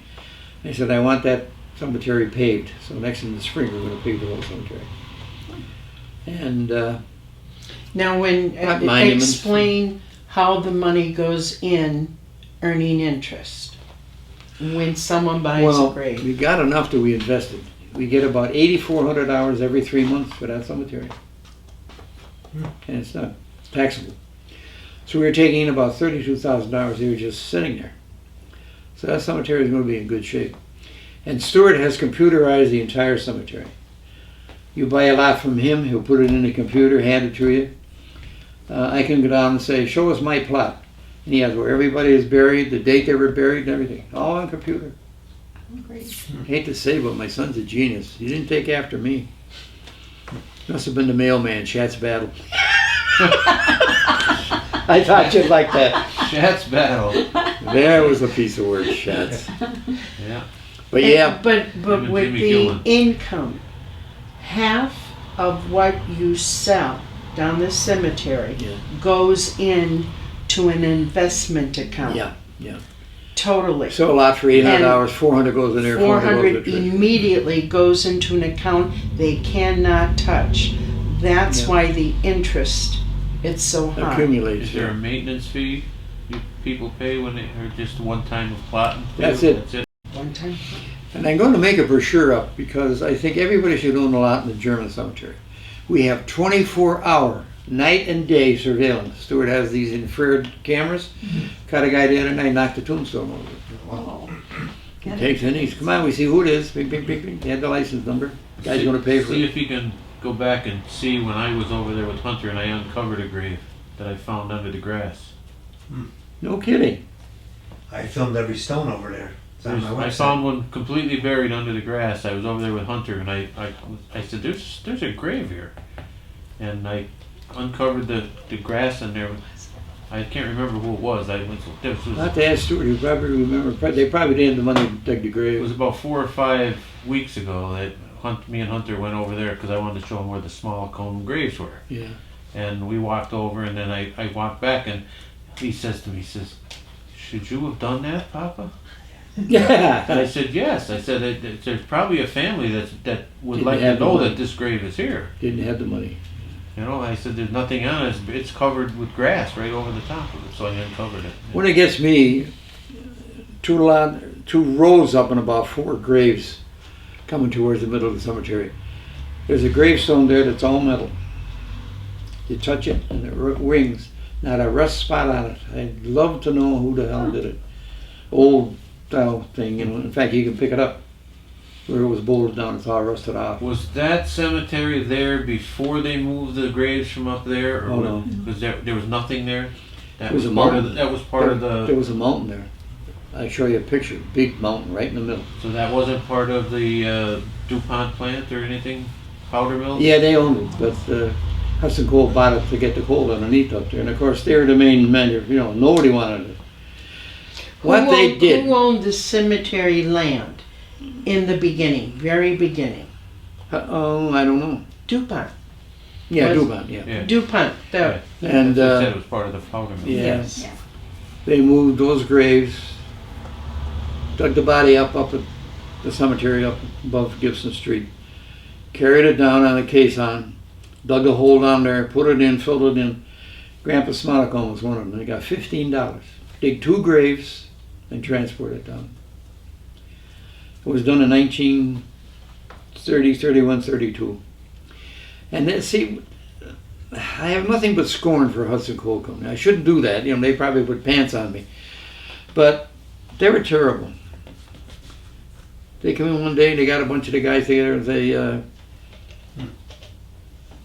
we're going to buy that land down there and we're going to move the graves. We won't charge you anything for taking the coal out. And they hit a lot of coal up there. It was just, they were terrible. You know, you hear the stories about guy get killed in the mine, take him up, they dump the body on the street, knocking it. That actually happened. They were just terrible. Money, money, money. That's all they knew. Yeah. But yeah, we have 24-hour surveillance. I said this to her, you want to take pictures at night? He's, yeah, I got an infrared camera. Of course, he works at Channel 16. And he built the camera. And he actually, at night, you can go and look at the camera and see it. So we got that. And Do you remember when the Gibbs, Bud Gibbs, he was the caretaker, lived next to the cemetery, and you could stand in his kitchen. oh yeah, And see the cemetery? hear the miners talking underneath. You can Oh, hear yeah. out there. And you can recognize their voices. They were that close to the top. Wow. Yeah, I wouldn't want to dig in the basement there. There you go. You were right. Yeah. Your house was, when you bought it, who owned it before you? Was that a Mr. Waters on Lincoln Avenue? no, the one No. down where you live Oh, now? that was DuPont. That was DuPont. Yeah. Secretary of Treasury, United States, I bought it from. Henry Nagel. Nicest guy. Hank Nagel and his wife. They were a very, very nice couple. The first, one across- the first original house that DuPont built for the superintendent of Across the DuPont, street. no, No, the one I'm in. was Art's house, Art Wilson's house, Yeah. 156 Washington. Yeah. That was the first house. But the superintendent of DuPont, his wife felt it wasn't big enough. Yeah, she was a So good they guy. built the second house across the street, which, Sam Tyson. Where, yeah, and Tyson's the house, Hollisters yeah. before Yes. that. Yeah. yes. What, do you remember what the Hollisters' first names were? Oh, I went to school with your daughter Carol. I was friends. yeah. Spent a lot of time down there, but I can't remember, I Oh, I don't can't remember what their kids, first no. names were. Before Matt Tyson's? Mhm. There's 3 houses there now. The middle one was I'll think of it. Arthur's lived down there, I remember. Arthur's lived the Ray, third yeah, house. yeah. Ray Arthur. Yeah. In between, I said to Bud one day, I said, why am I 150, oh, like 110 Cemetery? And the next one was 116, Caparelli's. He said, well, there was 2 houses in between. In the winter, they built cottages, wood fire stalls, so that when they'd be delivering the dynamite in the winter, the drivers couldn't get home, they stayed there. So there was 2, 4, 6, 8 cottages in between the homes. Oh, wow. If you dig down there, you'll find some foundation. DuPont is an interesting thing down there. They had 65 acres, completely surrounded with 16-foot high fence with barbed wire on top. You want anybody getting in there and blowing the end of the town up. They did blow up 3 times, and once it cost a man's life. It blew up. And I can't think of his name. But DuPont actually, they built the electric lights up to Matt Tyson's, up to Kennedy's Beer Distributing. They put the lights that far. They actually had made a power plant. And when I went down and bought the building down there and decided, build a house, which ended up was Stewart's house, that was supposed to be my retirement land. What's the address of the DuPont building you bought? What was the address? 125 Cemetery Street? 125, right. Stewart's is 127, yeah. We started digging for Stewart's basement. We were hitting pipes you could crawl through. So I went to old man Gibbs. Thank God he was still alive. You don't understand. That was the hub. They built that. They provided steam, heat, water, everything. They built a spinning wheel on the river down there. There's foundation still there. And they created electricity with the spinning wheel. Interesting place. They had everything. They had a sewer system. Of course, I don't know where they dumped it, probably Lackawanna. But that was quite an operation down there. When you were cleaning up the 125 address, the large building, what were you finding? Oh, casks. Interesting part, I decided to take that building over. And Buzz Gibbs' father, the old man, nice old guy, he says, Art, you better check up there. He said, we had a lot of black powder up there. I said, well, what? So I start sweeping. And if I hit a nail, be a spark. Because black powder was loaded in there. So I said, well, I'll take it. I got the crystals come down with a fire hose. And what I did was put that black powder down and put it on the first floor. Now I had it on the first floor. But we finally got rid of it. But and then the building I'm in, the front was a scale, like the big scale used to be up at Powderly. They would weigh the trucks. The next one was the office. The next one was the machine shop. And that was, I wish I took pictures.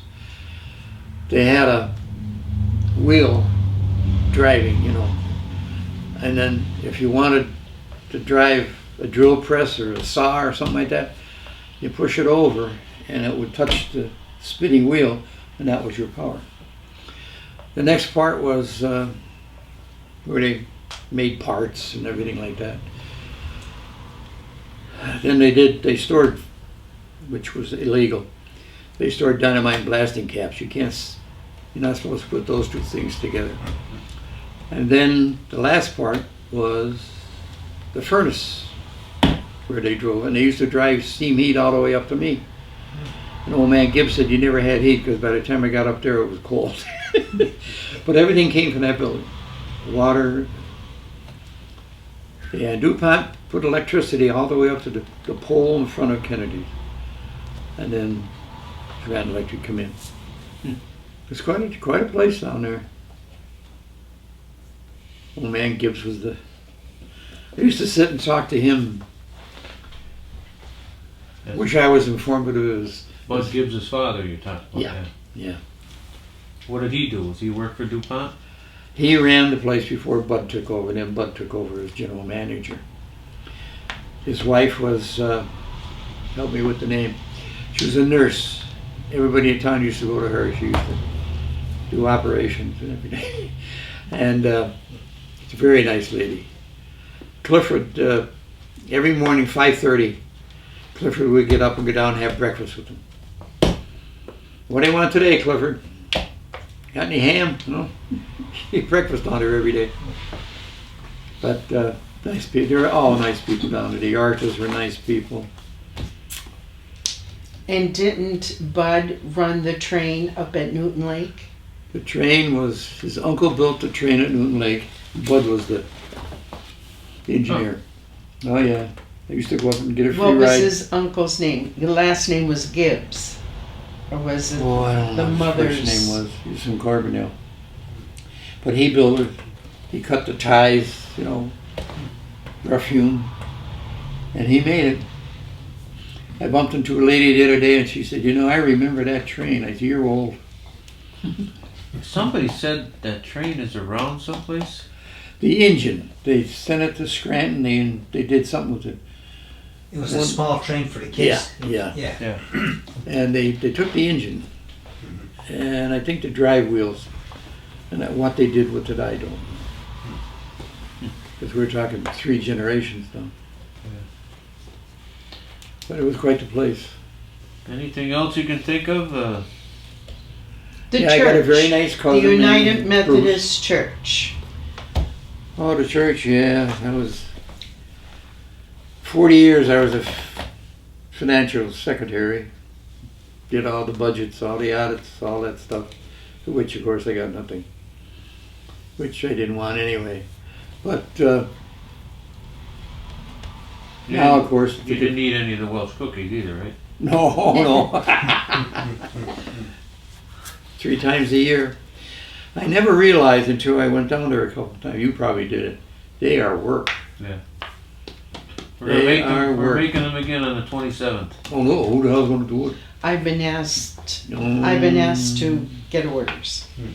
Come and help make them if you want to learn how. Yeah. Everybody's welcome if somebody wants to learn how to make Welch cookies. Put them in a can. They're good. When were you baptized? I was 16 years old when I was baptized. Seemed like all along my mother and dad were going to get him baptized. Never did till I was 16. I'm down there, I'm up here, the kids are down here. It's unbelievable. I also had, I think it was 7, Irene Kaufman was one of them. I had 7 people baptized in my swimming pool. Reverend Davis said, the water's water. So we went down, we had a service, we baptized, dunked them. 7 of them. He was a character. Oh, he was something. I think of him often. Yeah. And were you a youth instructor? Well, Yeah, I he was ran the Sunday Upper school. League for a long Sunday time. school. Yeah, I ran the Upper League for a long time. Your equivalent Of CCD. of CCD Corps, yeah. Yeah, I had a Sunday school class for years. And everybody wanted to be in my Sunday school class because we joked around a lot. That's when the church was full. Oh. Now, I don't remember it, but they had chairs. And the church would be full, and they start sitting chairs in the aisles. The balcony was filled, the church was filled, and there were seating people in the aisles. Kids would sit in their parents' lap. That's how jammed it was. Well, they say that the first church was built in 1870, and it was so filled they had to tear it down and build a new church. Yeah. They That was the built reason this- for it. They built this in 1892, Just before 3, his- 4, somewhere around Yeah. there. And the church was completely filled all the time. And Oh, yeah. John German helped pay for it. Yes, he did. He was beneficial, believe me. If it wasn't for him, it wouldn't be there. How many basements does it have, Art? 3 basements. There's the church, basement, sub-basement, sub-basement. Wow. We used to play in the first basement. Did you get any water in the bottom one? Believe it, unbelievable. They put pipes into the river because the river was right there and it was below. But yeah, there's 2 sub-basements. I don't know if maybe somebody filled in the second one.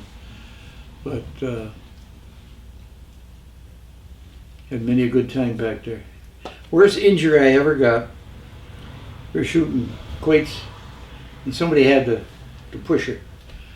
So I took the plate and I went like this. Piece of one of the slivers from the floor Oh, and up to the knuckle. You could hear me screaming. okay. Yeah, I can imagine. So who the hell comes down the street? Doc Roderick. You know, with the teeth going. Yep. Some bitch, look at that. Look at over there, son. Whoom. Out it comes. He was something. Didn't Doc Roderick have problems with his car? Oh yeah. Doc always had an Olds 98. Beautiful, beautiful new car. And when the people would start complaining, it stunk so bad. You know, he'd do a sample in a car and get the thing thrown over his shoulder and a bloody rag would be on the back seat. So George Iovan, he ran into a problem. The Oldsmobiles at that time was Saul Shinkman up in. Saul's, yeah. So Doc buys the best, beautiful car. Best 4-door sedan Oldsmobile made in 98. He brings it up about 5 times. He says to George, there's a clicking noise in the car. So George said, get in. He's driving along. He said, I don't hear anything, Doc. Finally, after about 4 trips, he got so disgusted. He said, I'm going to get Saul Shinkman. You put him in the car. Saul sat next to him. And he said, you hear that? You hear that? He said, yeah, it's your teeth. He drove them crazy. Oh, Doc was something. Remember, there was some lady from East Side, I didn't want to remember. And she comes over and she says, my daughter is awful sick in the morning. So Doc does the exam and he said, well, your daughter's going to have a baby. Oh, not my daughter. Oh, no way. Doc goes over and he looks out the window and what are you doing, Doc? He said, I'm looking for the star in the east. I mean, you could tell stories about Doc he was, God love him. And he was a goddamn good doctor. I went to He him. still has patents on instruments he made, you know, with like crooks in them and everything. I'd love to know where they are. Best grades of Philadelphia Medical School. Still perfect all the time, all 4 years. How about Snyder's Restaurant and his money bill? He used to wait for me every Tuesday. I had to make his deposit up. It was a little embarrassing. I'd go in, and Mill Freeman would say, "Where the hell were you?" I said, "Making up Doc's deposit." "Oh, okay." You know, everything was okay. I'd go up, and Doc would drop his pants, you know, with his long johns, usually one flap open. And he'd get the money bill out, and he'd put it down, and he'd go, $5. Well, that was Mr. So-and-so's ingrown toenail. And he has, you know, I should have made the deposit slip out and put that down. They'd be priceless today. But I had to make his deposit, and I had to make it on the way up. Yeah, he was something. He was unbelievable. But he could look at you and know what was wrong with you. Give you a pill, Okay. go home. Never charge. Yeah, we How went- about your father's hemorrhoids? Oh, they took my dad's hemorrhoids out in the office. Don and I had a hold of the bring. He was dragging his feet. I said, "Doc, geez, you know, you want to do it here?" "Oh, yeah, I've done it 100 times." So you'll be all right. Told him not to lift anything for about 2 weeks. That was the instructions. "What are you, Doc?" Let me see. He go in his wallet and he look. He said, "Well, the telephone bill's here. I'm going to have 8 patients today. Telephone bill divided by 8. That was your charge." Usually it was $2. Wow. Usually $2.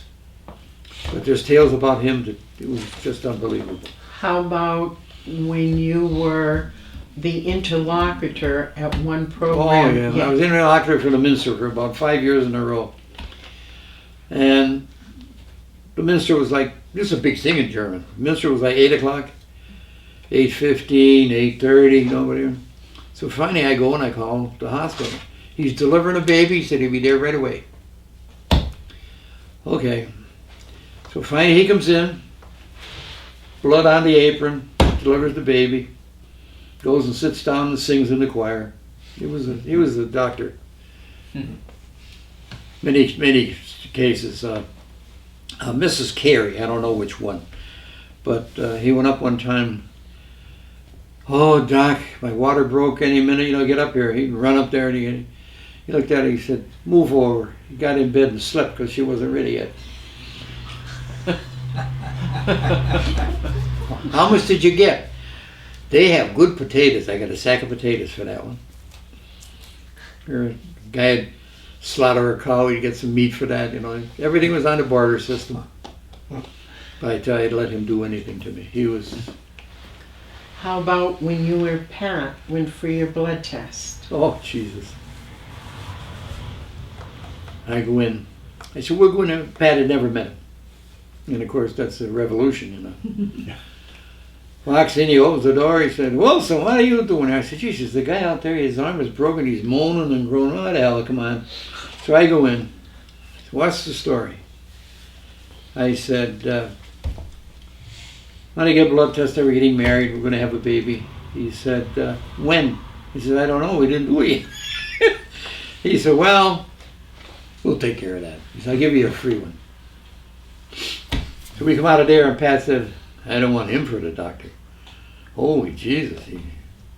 Unbelievable. He said, "First thing we got to do is fatten her up. She's too damn skinny. Get her liver. Got to pump the liver in her."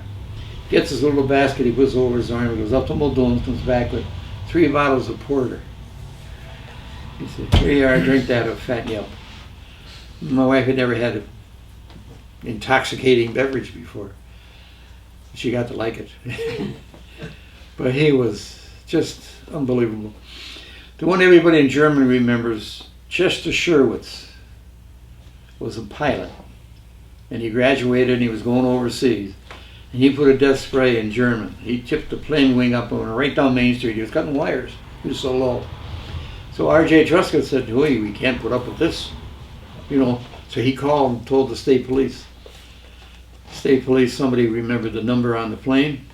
They sent Chester overseas and he got killed in action. What was his name? Last name? Chester Sherwitz. Sherwitz? Sherwitz, yeah. I forget where they lived.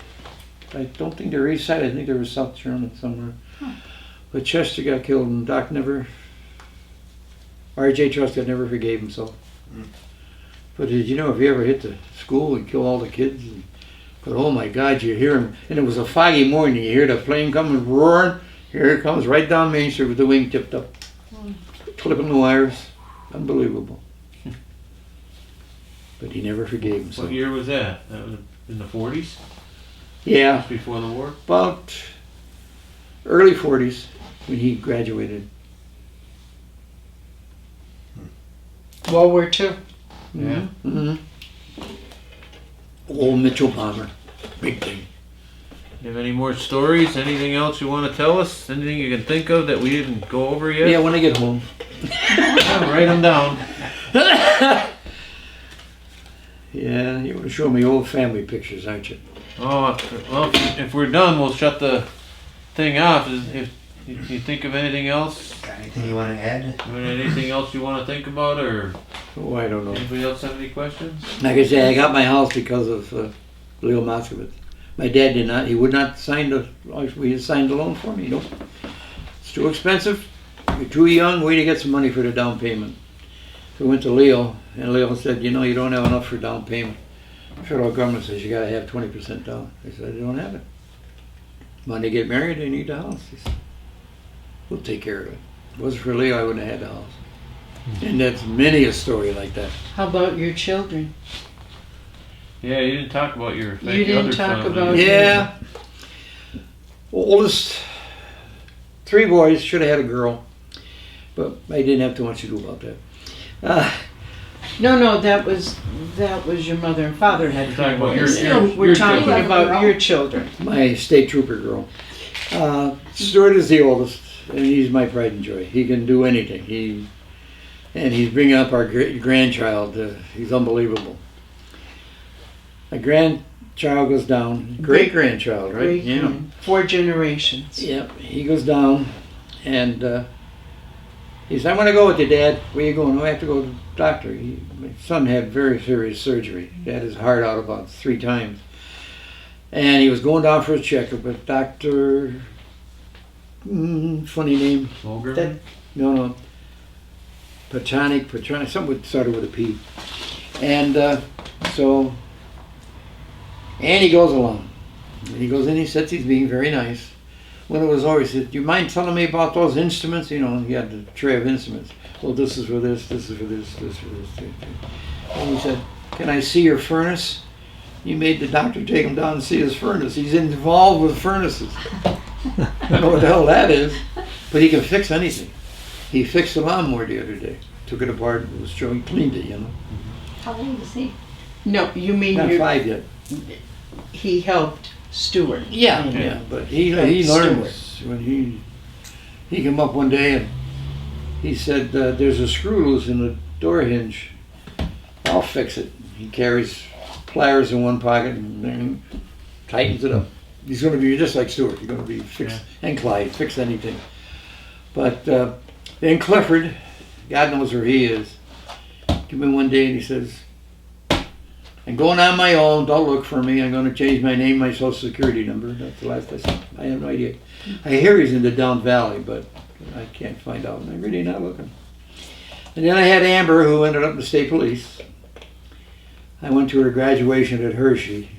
She's the only one that had a pink ponytail sticking out.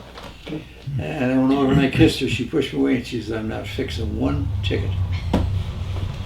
Don't even ask." Okay, yeah. She got hurt. I don't know if the car backed over or something, but anyway, the cartilage between 2 ribs. And she's had a hell of a time. She says she hopes for the last, she's been on medical leave now for about 2 years. And her girlfriend, Jennifer, she got ran completely over. And she's still hurting. And they have a wonderful son, Jacob. Jacob, Wonderful. nice. And, Nice kid. And Stuart married Bambi Muehlheisen. And you have 2 wonderful grandchildren. I think I did blinds for them. I remember that name, band. Yes, yes you did. Ashley's baby is called Ada. She's going to be a Muehlheisen. She's big. arms, you know, and everything. And she got a smile that's a killer. She just smiled all the time. I'll say to her, smile, show me your gums, because she don't have teeth yet. And Christian married Lisa, and they have Andrew. Andrew's the one with the screwdriver. Oh, he's something. Yes. You never know what he's going to say. Sharp as hell.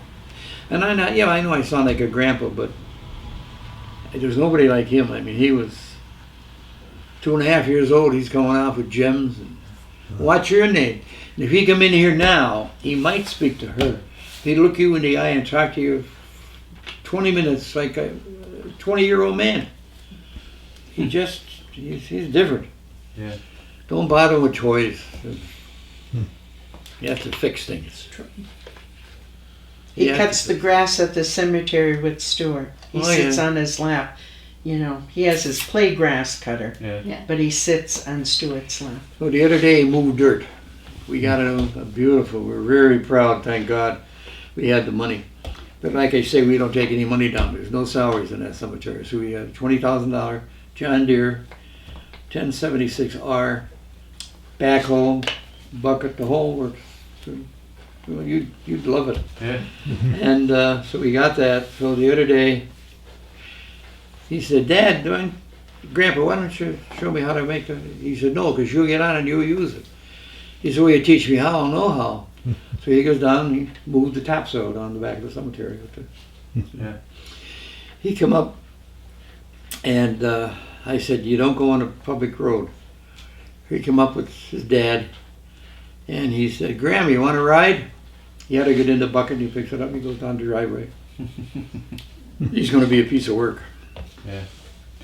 Well, anything in the case there that you see brings back any memories, or that's all business? 5 and 10 cent, where'd it come from? Miller's? Miller store, yeah. And the Wow. bottler's bottle, and the Yeah. there's stores, Hallock's there, and there's Ellsby's store there, and Manti's Brothers Farm Dairy. You got one of the Manti's bottles? yeah, right on top there's a milk bottle, Okay. and there should be more here someplace. I know we have brought in a few. We have Dearborn glass in there. We have quite a bit of Donated by things. Betty Connor, First National Bank. Well, if that's it, I think we can knock off the camera and say We wanna thank you thank for you. your Yeah. service Definitely. to us. I and- appreciate it. I'm a little surprised. I don't know why you're interested, but Well, Oh, you it's told very us. interesting. You told us more than we've got in all the other interviews. Yeah, all Believe the me. stores. and I Thank got a you bad again. memory. We've got things. Okay. Okay? Okay. Tony Casera's shop. I remember one night, it was Halloween, and they had guys lookouts to see because he'd come down 2 in the morning. And I took Nails, honest to God, there that night, and Nails' his door shut. He came down, he said, goddamn, well, what are you picking on me for? You'd be the only one that would do that to me. They had to take the door off the hinges in order to get the door open. The stuff they used to do to him. It was just terrible. But my Clyde, he'd come into the German mill to goof off. Would be busy to have no shoe repairs. And he would come into German mill. And Clyde would say, keep him busy. So I'd take him out the back, yakking, talking. Clyde would go in, he'd take the rotor out of the, put it in his pocket. So you couldn't start it. Tony come out, and Clyde would go out the country delivering feed. Never forget that. That goddamn Clyde, man. So he'd come back and Clyde would put it in and he'd say, it'll work. So I said, Tony, come on up. I know something about cars. You don't know anything about cars. Come on. So I'd hit the key and it would start. You should have done that before you, SOB. But yeah, Tony, he was... Where was his shop? His shop was right where the convenience is now. There was A&P, then his shop, then Joe Calducio's tailor shop, which is another piece of work. We had characters, boy. We had characters in this town. Enjoyable characters. Never harmed anybody, but God, they were fun. Do you know my father? Yeah. Yeah. Yeah, My grandfather, yeah, Uncle Nick. yeah, Uncle Nick. Mm-hmm. You used to hang around Rossi's restaurant Mm. with Eddie Rossi and Jim Grickle was the first one I remember. Jim had that for a while, and that was fun. Grippo. Greco. Grickle. He's the first I remember he took it. Who had it? Sam Solomon. It was his place. And what did Mr. Rossi do to your shoemaker? Well, you know, Tony's had a leather apron. And he had staples in it and everything, and it was terrible. So one day he comes over and Rossi said, "Give me that, I'll take it up, my wife will clean it for you." Oh, okay. He took it up in the barrel and burned it. So then we all had to chip in and buy him it was a cloth one, and he had looking like an outhouse right away. The best one though, he used to come over, he loved his ice cream in the summer. And he'd come over and Eddie said, "Tony, you've been a good customer, I'll give you a free ice cream cone." Plunk. A full dip of Crisco. Tony takes a bite. He throws it up against the wall. They used to do awful things to him. But yeah, they burned his apron. And how about Alan Minsky? Oh, Alan. Yeah. Go in one day and Tony's true repair machine. He goes like this, you know. What the hell is he? I look over in the corner. Alan Minsky's doing yoga in the corner.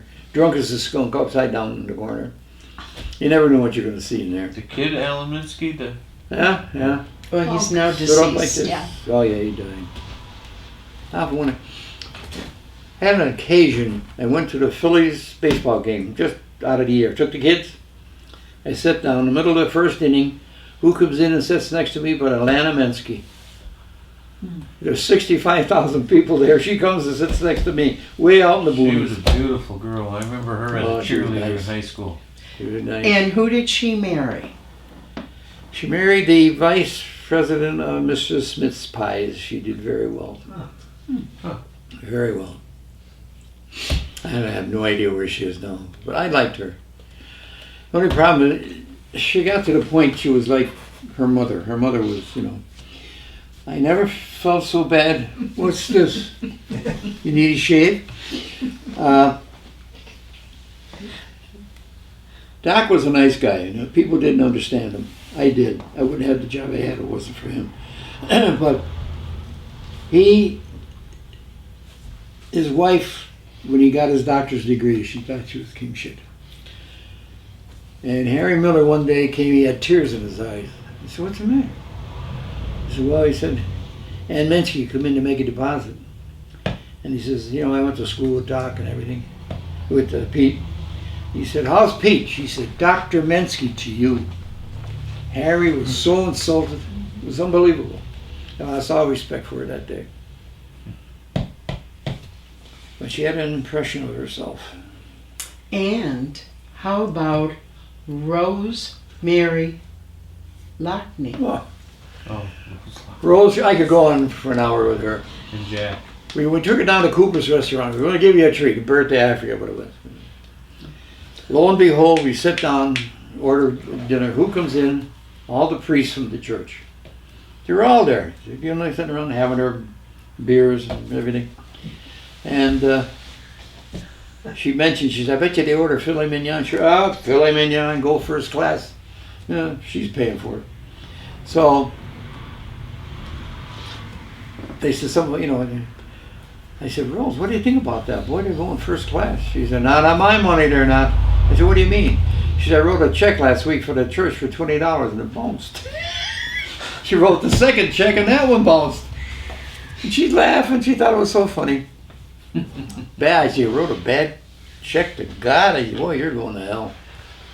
She was a character. Oh, she was. How about Snyder's with Rose? All the stuff. Old man Snyder used to love his wine, and his wife was a strictly first-class Methodist, no drink, no curse, no nothing. So one day the toilet didn't work just right. So Rose takes it back and she looks, there's a bottle of wine in there. She used to put it in there to keep it cold. So they found that out, and her and Marge Morecambe, they used to go in and take 2 or 3 sips every day, put water in it and put it back in. And he said, "Boy," he said, this this wine isn't what it used to be. What do I know? So finally, one day they kept nipping it, and he realized somebody was drinking his wine. It was Rose. Oh, she did terrible things. Well, I used to stop every day, just about every day. I go to the post office, and coming back, I get 6 cups of coffee. Bandit and Clyde, and me, and Milt, and Al, and take 6 cups of coffee up. Milt would pay me for it. I go up about every third time. When I wasn't expecting it, Milt would holler up, "Archie did it again." I said, "What do you mean?" He said, "There's 6 cups of hot water here." I'd have to go back down to get the coffee. She was, the stuff she did was just unbelievable. She used to save me all the records off the jukebox. Oh, I no still kidding. have them. I still have them. No kidding. When How- they changed them over. How about the time the state tax collector Oh. came in? Of course, she'd, a cup of coffee, 75 cents, and throw it in the drawer. No sales tax, I didn't believe in that. One day this man comes in, sits right in back of the register, dressed nicely, orders a coffee. He hands her $1, and she said, "Here, here's a quarter. How about sales tax?" "We don't collect sales tax here." He said, "Well, I'm the auditor." They went through hell for about 2 weeks. Imagine that, he's charging tax on the coffee. She was something. Jack was a mechanic too, wasn't he? Oh yeah, That's pretty good. Yeah, he could do. He got the head mechanic's job for the Turnpike. Willie Dewar told me to go to him when I had my Oh, first yeah. car. Jack could, pretty good. He could fix anything. And then he ended up, like I say, he was the head mechanic for the Turnpike. Had a good job. He had to drive to, not Harrisburg, in between somewhere there, Allentown. That was his job. Yeah. Jack was funny too. He would pull tricks. Unbelievable. How about the time with your father, I think? Remember, she got mad? He came in and he ordered his meal, and he was teasing her, and she got mad at him. He had paid. She took the money out of the cash register and said, "Here, go someplace else to eat." And she chased him out. And Mrs. Snyder was there. Mrs. Snyder went nuts. Yeah, she threw the money back at him. Well, they used to be good friends with my parents, Jack and Rose, yeah. They were, but Yeah. she Yeah. would get into Yeah. it. And It was I mean, someplace. I can remember them coming down the house one time for a barbecue, and Ronnie and Harriet's little girl was there, and Jack was teasing her, and she had a hot dog in her mouth. And she sat there, and she would not chew that hot dog. And finally he walked away. About 10 minutes later, she started chewing the hot dog.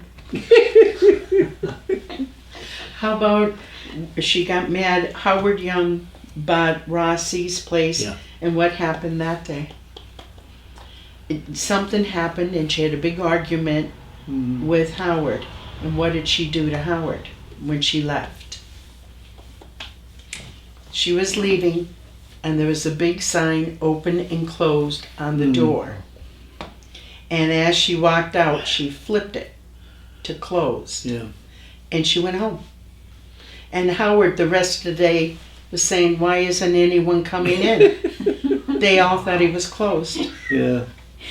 Oh, she'd do anything. And she too. never told him until someone squealed on him. Rolls was rolls, I'll tell you. Yeah. How about,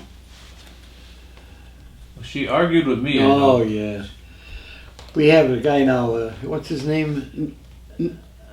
Mayfield. Minio? Starts with them anyway. And Rose comes in one day and she has a napkin stuck in her heel. She's walking around. Nobody can tell her, Finally, somebody said, "Joe, you got that on there?" Yeah. She keeps walking, doesn't even take it off. So he remembered that, and every time he comes in, even now, he shakes the handkerchief like this. tell him about the time Rose came to the funeral home with you and I in West Side Scranton.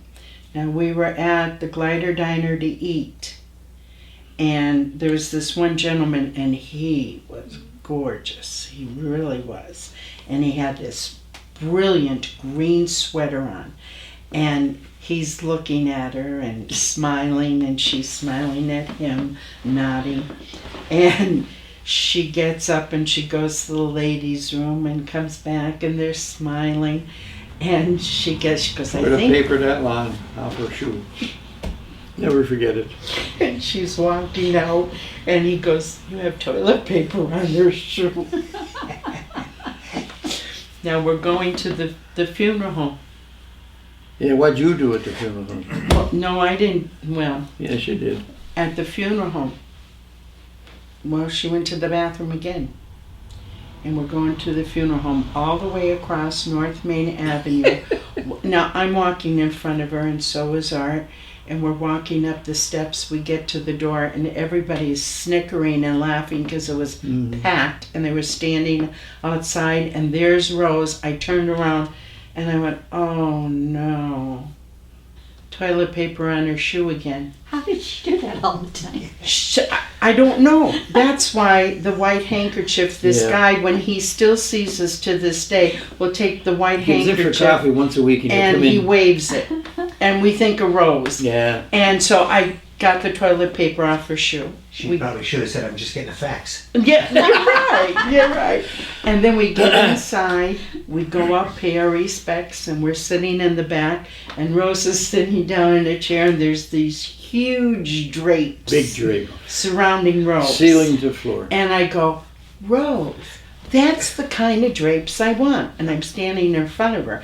And as soon as I said, that's the kind of drapes I want, and I pointed to them, the whole drape You could have heard it fell outside. right down. Could have heard it outside. Crashed. Because they were on huge things. I mean, it was a huge window. Yeah. And she jumps up and puts her hands in the air and screams, I didn't do it, I didn't do Yeah, it. she pointed at her. And she went, she did it, she did it. Night that we went in and out, the priests are eating and everything. Castle restaurant? I don't know, something.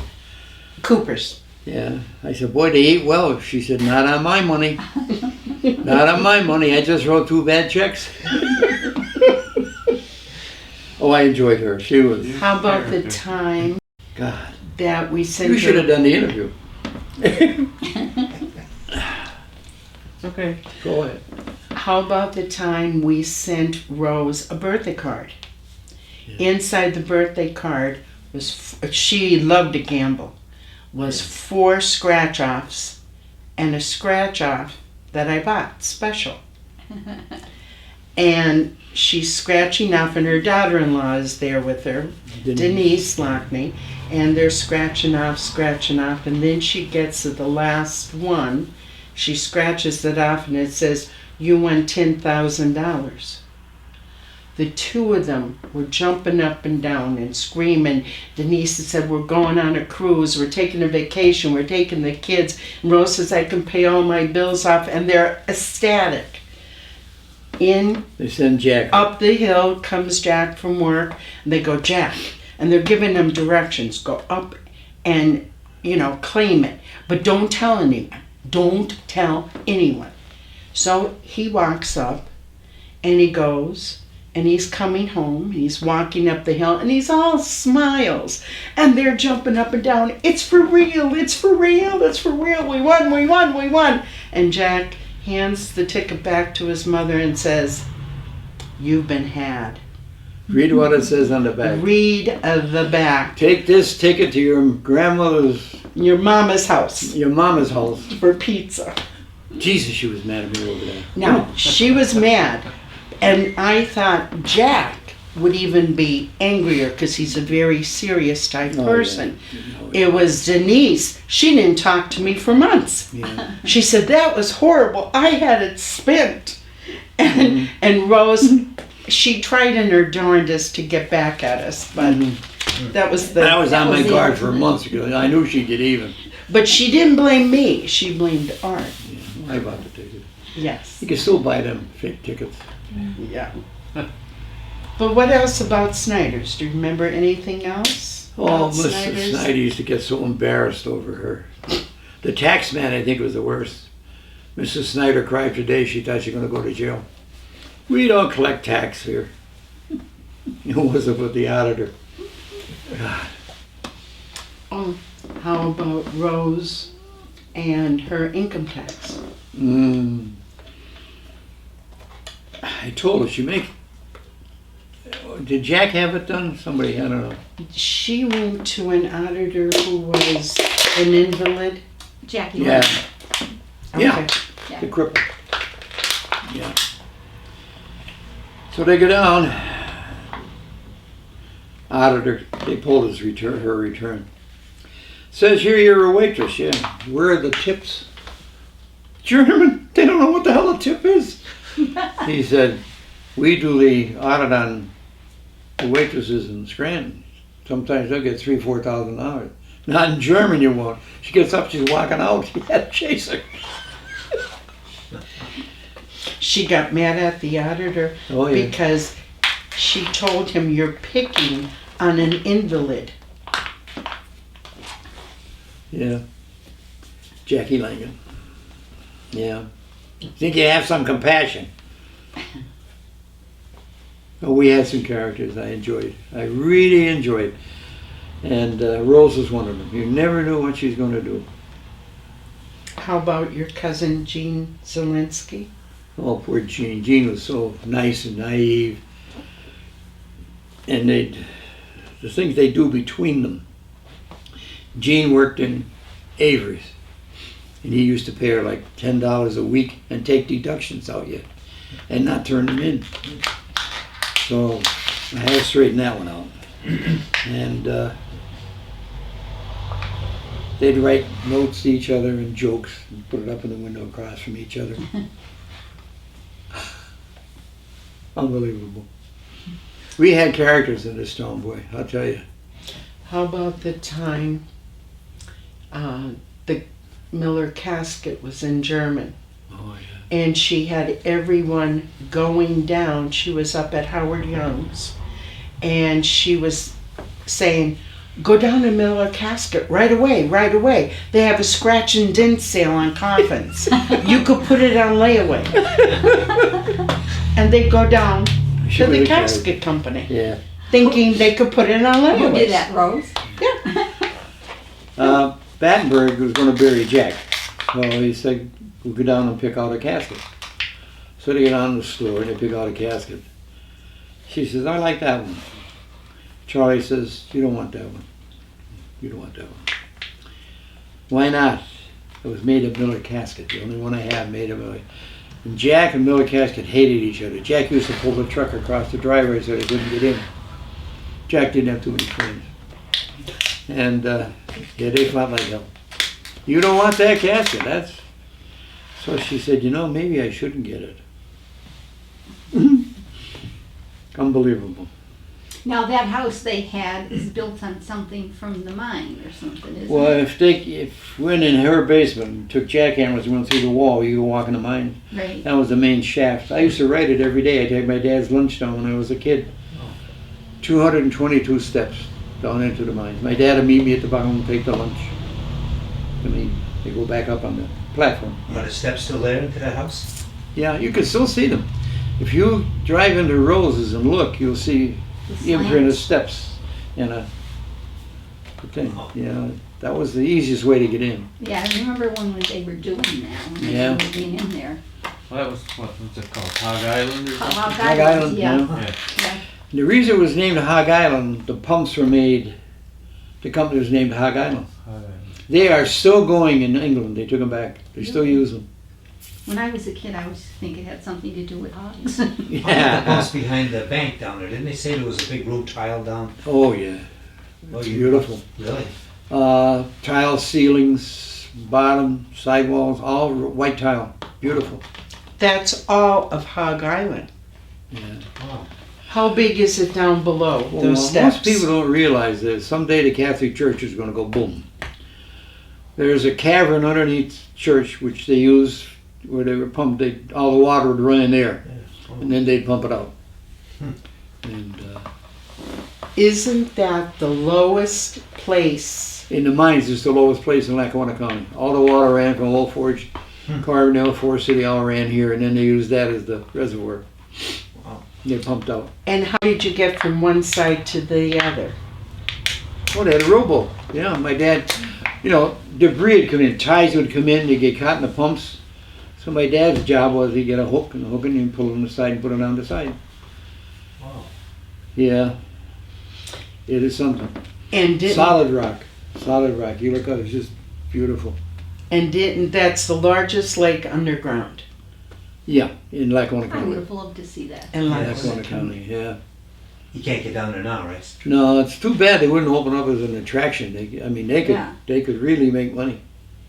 Put our The- headquarters down there. The pump is gone though. Oh, the pumps, they were enormous. There's a picture of the pumps and the pump room over in council. You've seen it, haven't you? Escrow has them. Historical Society has it. Oh, I think that's the one we have here, yeah. Yeah. Oh, you got it here? Okay, yeah. The big pumps. When they would start them up, if they had rainy weather, the water was getting ahead of them, they start up all the pumps, the ground would shake. Wow. It was something. And competition? Yeah, they used to have a competition who could spray it the furthest. My dad was on one night, and he hooks them all on, he primes them and everything. Got a call from the state police. Shut off the pumps. Well, why? You're washing out everything underneath the railroad tracks. The next train comes up is going to go in the river. So they had to stop. Yeah. But yeah, I'm like you. I'd love to go down that. I was down there. I did see it. But when I was, yay high, to take my dad's lunch. The Hudson Coal Company, there were some things they did that were like, could be wonders of the world. That was one of them. And it's amazing that there's so many people that don't know about this stuff. No? They No. will now. Who's the guy? How many people worked in the mines here in German at that time? Do you have any Well, there idea? was 222 steps, foot each, it would be 222 feet or more to get down to it. And you know who else used to go down those steps? And she was afraid? She worked for the mines. Betty Gee, Betty Who's that? Gee. Betty Young. Betty Young. Young. She was Betty the secretary. Young gave it.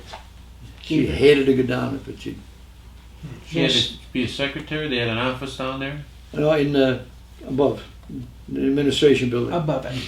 But she'd have to go down and check time cards and stuff like that. And She everybody hated that it. worked down there had to go down the steps, or did they have a... Well, they had a cart, but there was times she had to walk down, yeah. If the cart was down below, you Yeah. had to walk down And then because that meant somebody was Yeah, but- down there. You had to walk like a mile through the mines, and then you hit a buzzer, beep, beep, then they come and Wow. send. It was a- She had a Slap. lot of good stories too. Oh yeah, she sure did. She was funny. Oh God, yes. She was a funny... Happy, Yeah, always telling jokes, always laughing. yeah. And she had good jokes. But yeah, she was. Do you have anything that you remember about her, Art? Because I know Betty? you were close with Well, I her. could tell you a few, but you don't want to hear them. Yeah, she was a good person. Joyce, her kids are good kids. Joyce She raised a could good be nice. family. Yeah. How about she was every person that you know of that was buried down at the German cemetery that was older or maybe younger that didn't have a family. She attended Yeah. every funeral With just about and every was funeral, there.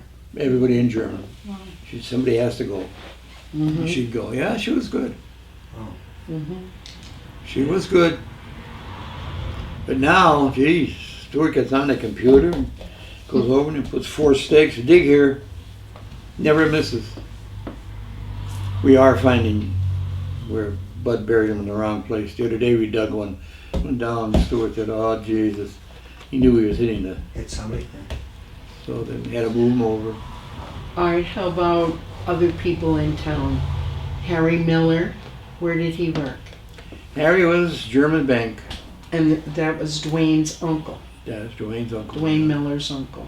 Boy, he doesn't look good. Right? I haven't seen Dwayne in a while. Well, he was in the hospital. He had, what, a heart attack or Did he? a transplant or something? I don't know. He sure doesn't look good. Who else in town, Art? Oh, John Mello, the mayor, lived across the street. He was mayor, what, 22 years or 24 years or something? Yeah, he was, I think, one of the longest. Long time. Yeah. He lived where Tom Evans was. I don't know who lives there now. But he was a nice guy. He lived across the street from you? Mm-hmm. Well, got an up one. Yeah, Residlo lived right across the street, then next door. Yeah. Jim Rosemorgy built the next one. They lived to man. Then we had the Palmer sisters, you remember them? Mm-hmm. Yeah. They'd walk, they were about 17 foot They tall. used to have a little cart they used Yeah. to take for About 17 groceries. foot tall. They looked Yeah. down on you, you know? Yeah. And one would say, "Hello," and the other one would say, "Hello." Hello and hello, we used to call them. And what were their first names? Pardon? What were their first names? I can't remember. I can't. But I used to like to go down there because old man Palmer was a perfectionist. He had a very good job at O&W. That's where his money came from. Another guy that liked ice cream. I used to stop there and get a cone. But he had all kinds of pipe in the front lawn. And you pick up a certain stone, you turn the valve and the fountain would go on. He was quite a guy. Nice house. A gorgeous house. It still is. Yeah, I don't know what it's beautiful like now. house, Yeah.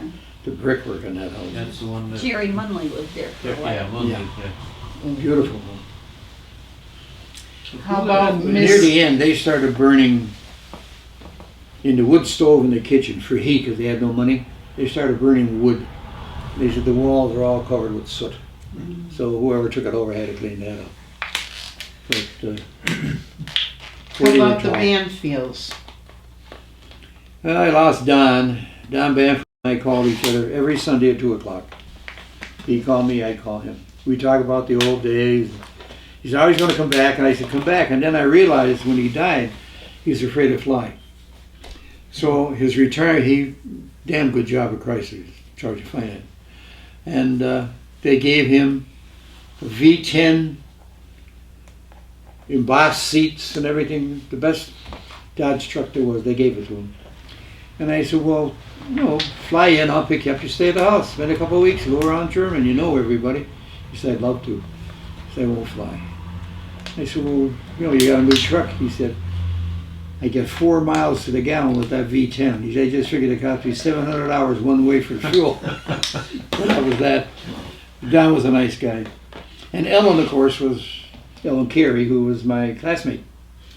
And first girlfriend. Oh, yeah, it was competition. But Don was a little older. He had a little polish. And he had a Harley Davidson motorcycle. That did it. Oh, Ellen was nice. Ellen was nice. They tell me her sister Jane is still alive. She would be mid-90s now. I remember her, yeah.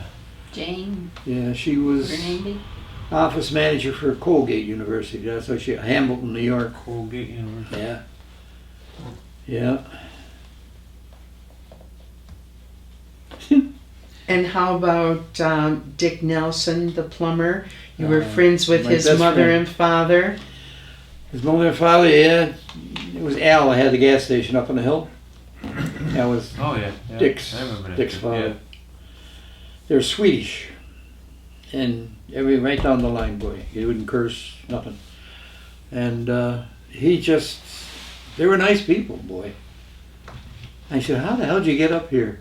He said, off her ride one Sunday. She was born in Brooklyn, the mother. Brooklyn, PA. She was a farmer. Pretty girl. I dated their daughter, Janet, who was a living doll.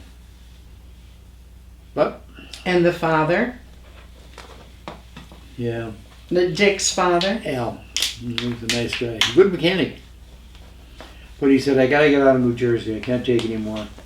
So he was up. And he said to his wife, you know that gas station we drive by? We always stay all night. He said, I bought it. She said, you what? She said, well, the view is nice. It's up on the hill. So they ended up spending the rest of the night. And Dick was raised in there. And where was Janet. that located? The gas station, where was it located? Right at the crest of the hill before you start going to Alexander's. On Route 6. Yeah, Route 6, yeah, yeah. where the little garage is. As soon Yeah. as you That turn little and garage, go, oh, really? Yeah. I often wondered what was in there. that's where they were Yeah. born. Yeah. I don't know who's in there now. You're sure fixing it up nice. Somebody bought Yeah, it and it's like fixed it up, but they don't open it as a garage. They use No. it for their own. I think he's a trucker, and I think I see trucking there every once in a while. But they're nice people. Yeah, I wish I knew what they were selling. It was hard to find a bad person in the old days. They're everybody, except Phil Powell. He was a son of a bitch. Why would you say that? Well, he used to put sand on Powell's Hill so you couldn't sleigh ride. So we go out and throw snow on it. He'd go out and throw more sand, we'd go out and throw more snow. One time it was an ice storm, and you run and throw your sleigh down, you go right down. We had guys at each of the streets on Jefferson, Madison, and you could go right down to the Miller Casket. One ride, ding, ding, ding, ding. I forget who it was. That Was was it on Powell's Hill, was Franklin Street. Yeah. Franklin. Yeah. Yeah, I Yeah, forget we used who to it sleigh was. ride there. yeah. One of the They kids used to went walk right down. underneath the Yeah. car. They were going down, and I think it was at the bottom of Franklin Street. They went right under the car. You killed? No, the muffler burned his neck, but he made it. And they used to block the street off when we were kids, and Yeah. we'd just go Yeah. to one block, but Yeah, that it was was it. just one block. Paul was a miserable. You remember Paul's house? It was stucco, and he implanted chips of glass all in. It was rather nice. We got it. He wasn't around. He'd take a penknife and chip it all out. Could never catch anybody. But the worst thing I remember, my dad had him up against the wall. My dad was a calm guy. We were playing football in the corner, and I don't know who kicked it. And it went up and went into the window on the third floor. And so, I forget who it was. Some of the older guys went up and knocked on the door. Mr. Powell, our football's on the third floor. We'd like to, he said, I heard it. You're not getting it back. So I come over and said to my dad, Mr. Powell, and he's that miserable SOB. He went down, he grabbed him by the shirt, and he says, get the football now. Don't tell these kids they can't have it. They have no place to play. No, we got the football back. But he was miserable. He'd come out, so stand. You know, and we'd leave at 9:30. But he was just rotten. He's one guy who was rotten. I know a guy like that, and I won't mention his name on camera because he was very prominent in town. Oh yeah, He would everybody. throw our ball every time our ball would go out on the court. He'd kick it and put it up on the roof of the building at the grade school. Jesus. Anything How- else? How about, Terry Williams could be a whole story. I went uptown one day and gee, this gang of people out there, state police with guns and everything. What's going on? Terry standing up, looking down, smiling. on top of the bank? Bank, Yeah, top of the bank. Yep. Football went up, so Terry found a ladder in the neighborhood. He put it up. He went up to get. While he's up there, he's looking around. Somebody called the police. No, the alarms went off. Wow. Yeah. Yeah, I remember when he did that. Terry. How about the time His mother was. he something. shot all the windows out of the I was convent just gonna because say- he was mad at the nuns? He got mad at them and he got a gun. She bought it for him, you know. I said, you bought it. He shut all the windows on the convent. Bing, bing, bing, bing, bing. A BB gun or? BB Oh, gun. 22. No, it was a BB gun. You sure? Yeah, it was a BB gun. Okay. But anyway, he shot the convent windows out. I saw him one day, he was standing in front of, which is now Debbie's flower shop. And he has his medal. He's swinging it around. What are you doing? He's saying, I'm giving Jesus a ride. The rosary. Yeah, he's whirling it away. He was unto himself. And I remember I got him a job up at, and I got a lot of guys a job, up at Bob Glynn's Scotch Motor Company, Chrysler. And I'd walk in, he'd be there, and I'd say, hey, Terrible Terry, how are you? One day he pulled me over, he said, I'd appreciate it if you call me Terry. Okay, once is enough. Well, he was married John- and had children of his own. Oh yeah, he was That growing was up. after he went in the Marines. He was growing That's right. Yep, That's right. he was growing up. Terry and I had some very good times together. Oh, he was something. I'll never forget it in the Boy Scouts. We Yeah. met at the Crystal Fire Company where the ramp is. Yeah, That was where we met because Tom Usher and Don Stevens were our scoutmasters. yeah. We were going to 10 Mile River for a camp. And Tom Usher comes over and says, Terry, let me see your canteen. I goes, no. Terry, let me see your canteen. He goes, no. He says, Terry, where's your canteen? I want it now or you're going home. Gives him the canteen, opens it up, dumps it out, foam all over the place. He had beer in his canteen. We were 14, Oh, he 13. was something. He was something. Well, he says, you got any more? He goes, nope. Roll out your sleeping bag. No. Rolls out the sleeping bag. Gets the sleeping bag rolled out. Didn't find nothing. So, okay, everything's good. We get up to 10 Mile River, and Terry goes, come on, me. Goes over and he had it in his knapsack where his clothes were, wrapped in, he had Colt 45 malt liquor in the inside, wrapped up in his clothes. Went down, put it in the stream so it would get cold, so we'd have beer for the night. He never hurt a soul. Oh, But he was so good. funny. And his mother and dad were two winners too. Every at the time was on TV. His dad was That out in was the California. Williamses. That was the Williamses. They were done. George Williams and Mary. George and Mary. The cops used to say that people like from New Jersey, New York would come in. Where's George and Marion drinking tonight? They'd go because they're characters. They're just characters. One would play the piano and the other would sing. Yeah. George And they, played at the piano. cafe across the street, Big Adams, Big Adams. That's Majikowski's what he used Cafe. most of the time. That's the well, it was right across the street from their house. Yep. Yeah. They used to And be- weren't you a scout leader? Oh yeah. Yeah. Yeah, I got involved with that. I got on the Was it- county council, which meant I had to go to Scranton twice a month. it wasn't Morecambe the Scoutmaster Art then? Markham, yeah, good, the best He was scoutmaster. good. And Ken State, or Russell State. Two good scoutmasters. They really cared. And where did you meet? Methodist church basement. And where was the other place you met? Community house, right? Where? Community house? The community Yeah, house yeah. that is now allied on Yeah, that- Washington Avenue, That's where we Yeah. met when we Yeah. were. 400 block. The worst I got into with trouble, Leo shot, always a big kid. And we had our meetings in the community house. And Leo decides he wants to sit down, so he sits on the edge of the sink up in the, geez, there was a wall of waterfall coming down those beautiful handmade steps. It was hell to pay about that. That Plays a good was a beautiful saxophone. home at one time. Yeah, Yeah, it was a beautiful place. I remember beautiful. you could smell that wood when you went The in. Winters Estate, yeah. Yeah. Yeah. We used to have Girl Scouts there. We used to have, Well, a lot of Town times board. people have said it's a shame the school gave the buildings in each town. Scott Township said they could have built 2 new schools for what they put in that place. Yeah. Mayfield, of course, that's gone. Greenfield burned down. I wonder if they ever got the kid to set it on fire. They said they knew who it was.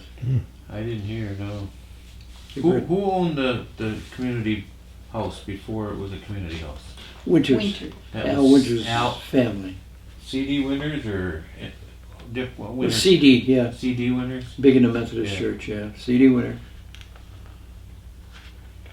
And the town picked it up. When It did- was beautiful. When did The the wood in town, there. when did the town get it? Do you have any idea? Because they put a jail in the basement. I remember that. Yeah. Yeah, I remember they put the jail in the basement. Here's one for you. And Jack Hodson's brother, remember he was a Hellraiser boxer, good. He was like lightweight champion in England. Jack was. And every time he got in trouble, he'd come over here. And Jack would take him in. He got in a fight one night. They put him in the basement in the jail. They tied him to the plumbing. He tore all the plumbing out, flooded the whole basement. So I said, Jack, you going to have him come over again? He said, he can come over here when he can swim the Atlantic with a 40-pound ham on his back. Never forget that. Yeah, he had that accent. Oh, Jack, yeah. I'd love to talk to him. Love to talk to him. Didn't you have to call him on the phone? What did he say to you? I called him and I said, Jack, there's a meeting in the Cemetery Association tonight at 7:30. Knock me up about 7:15. And he could sing. Oh yeah, he was a good singer. Yeah. But he was a character. Him and Walter Burke. Yeah, Yeah. Burke was a singer. good singer. Yeah. But I remember he and Squire Rippon, boy, they were, if you got arrested, it cost you $100 if you just spit in the ground. They were brutal.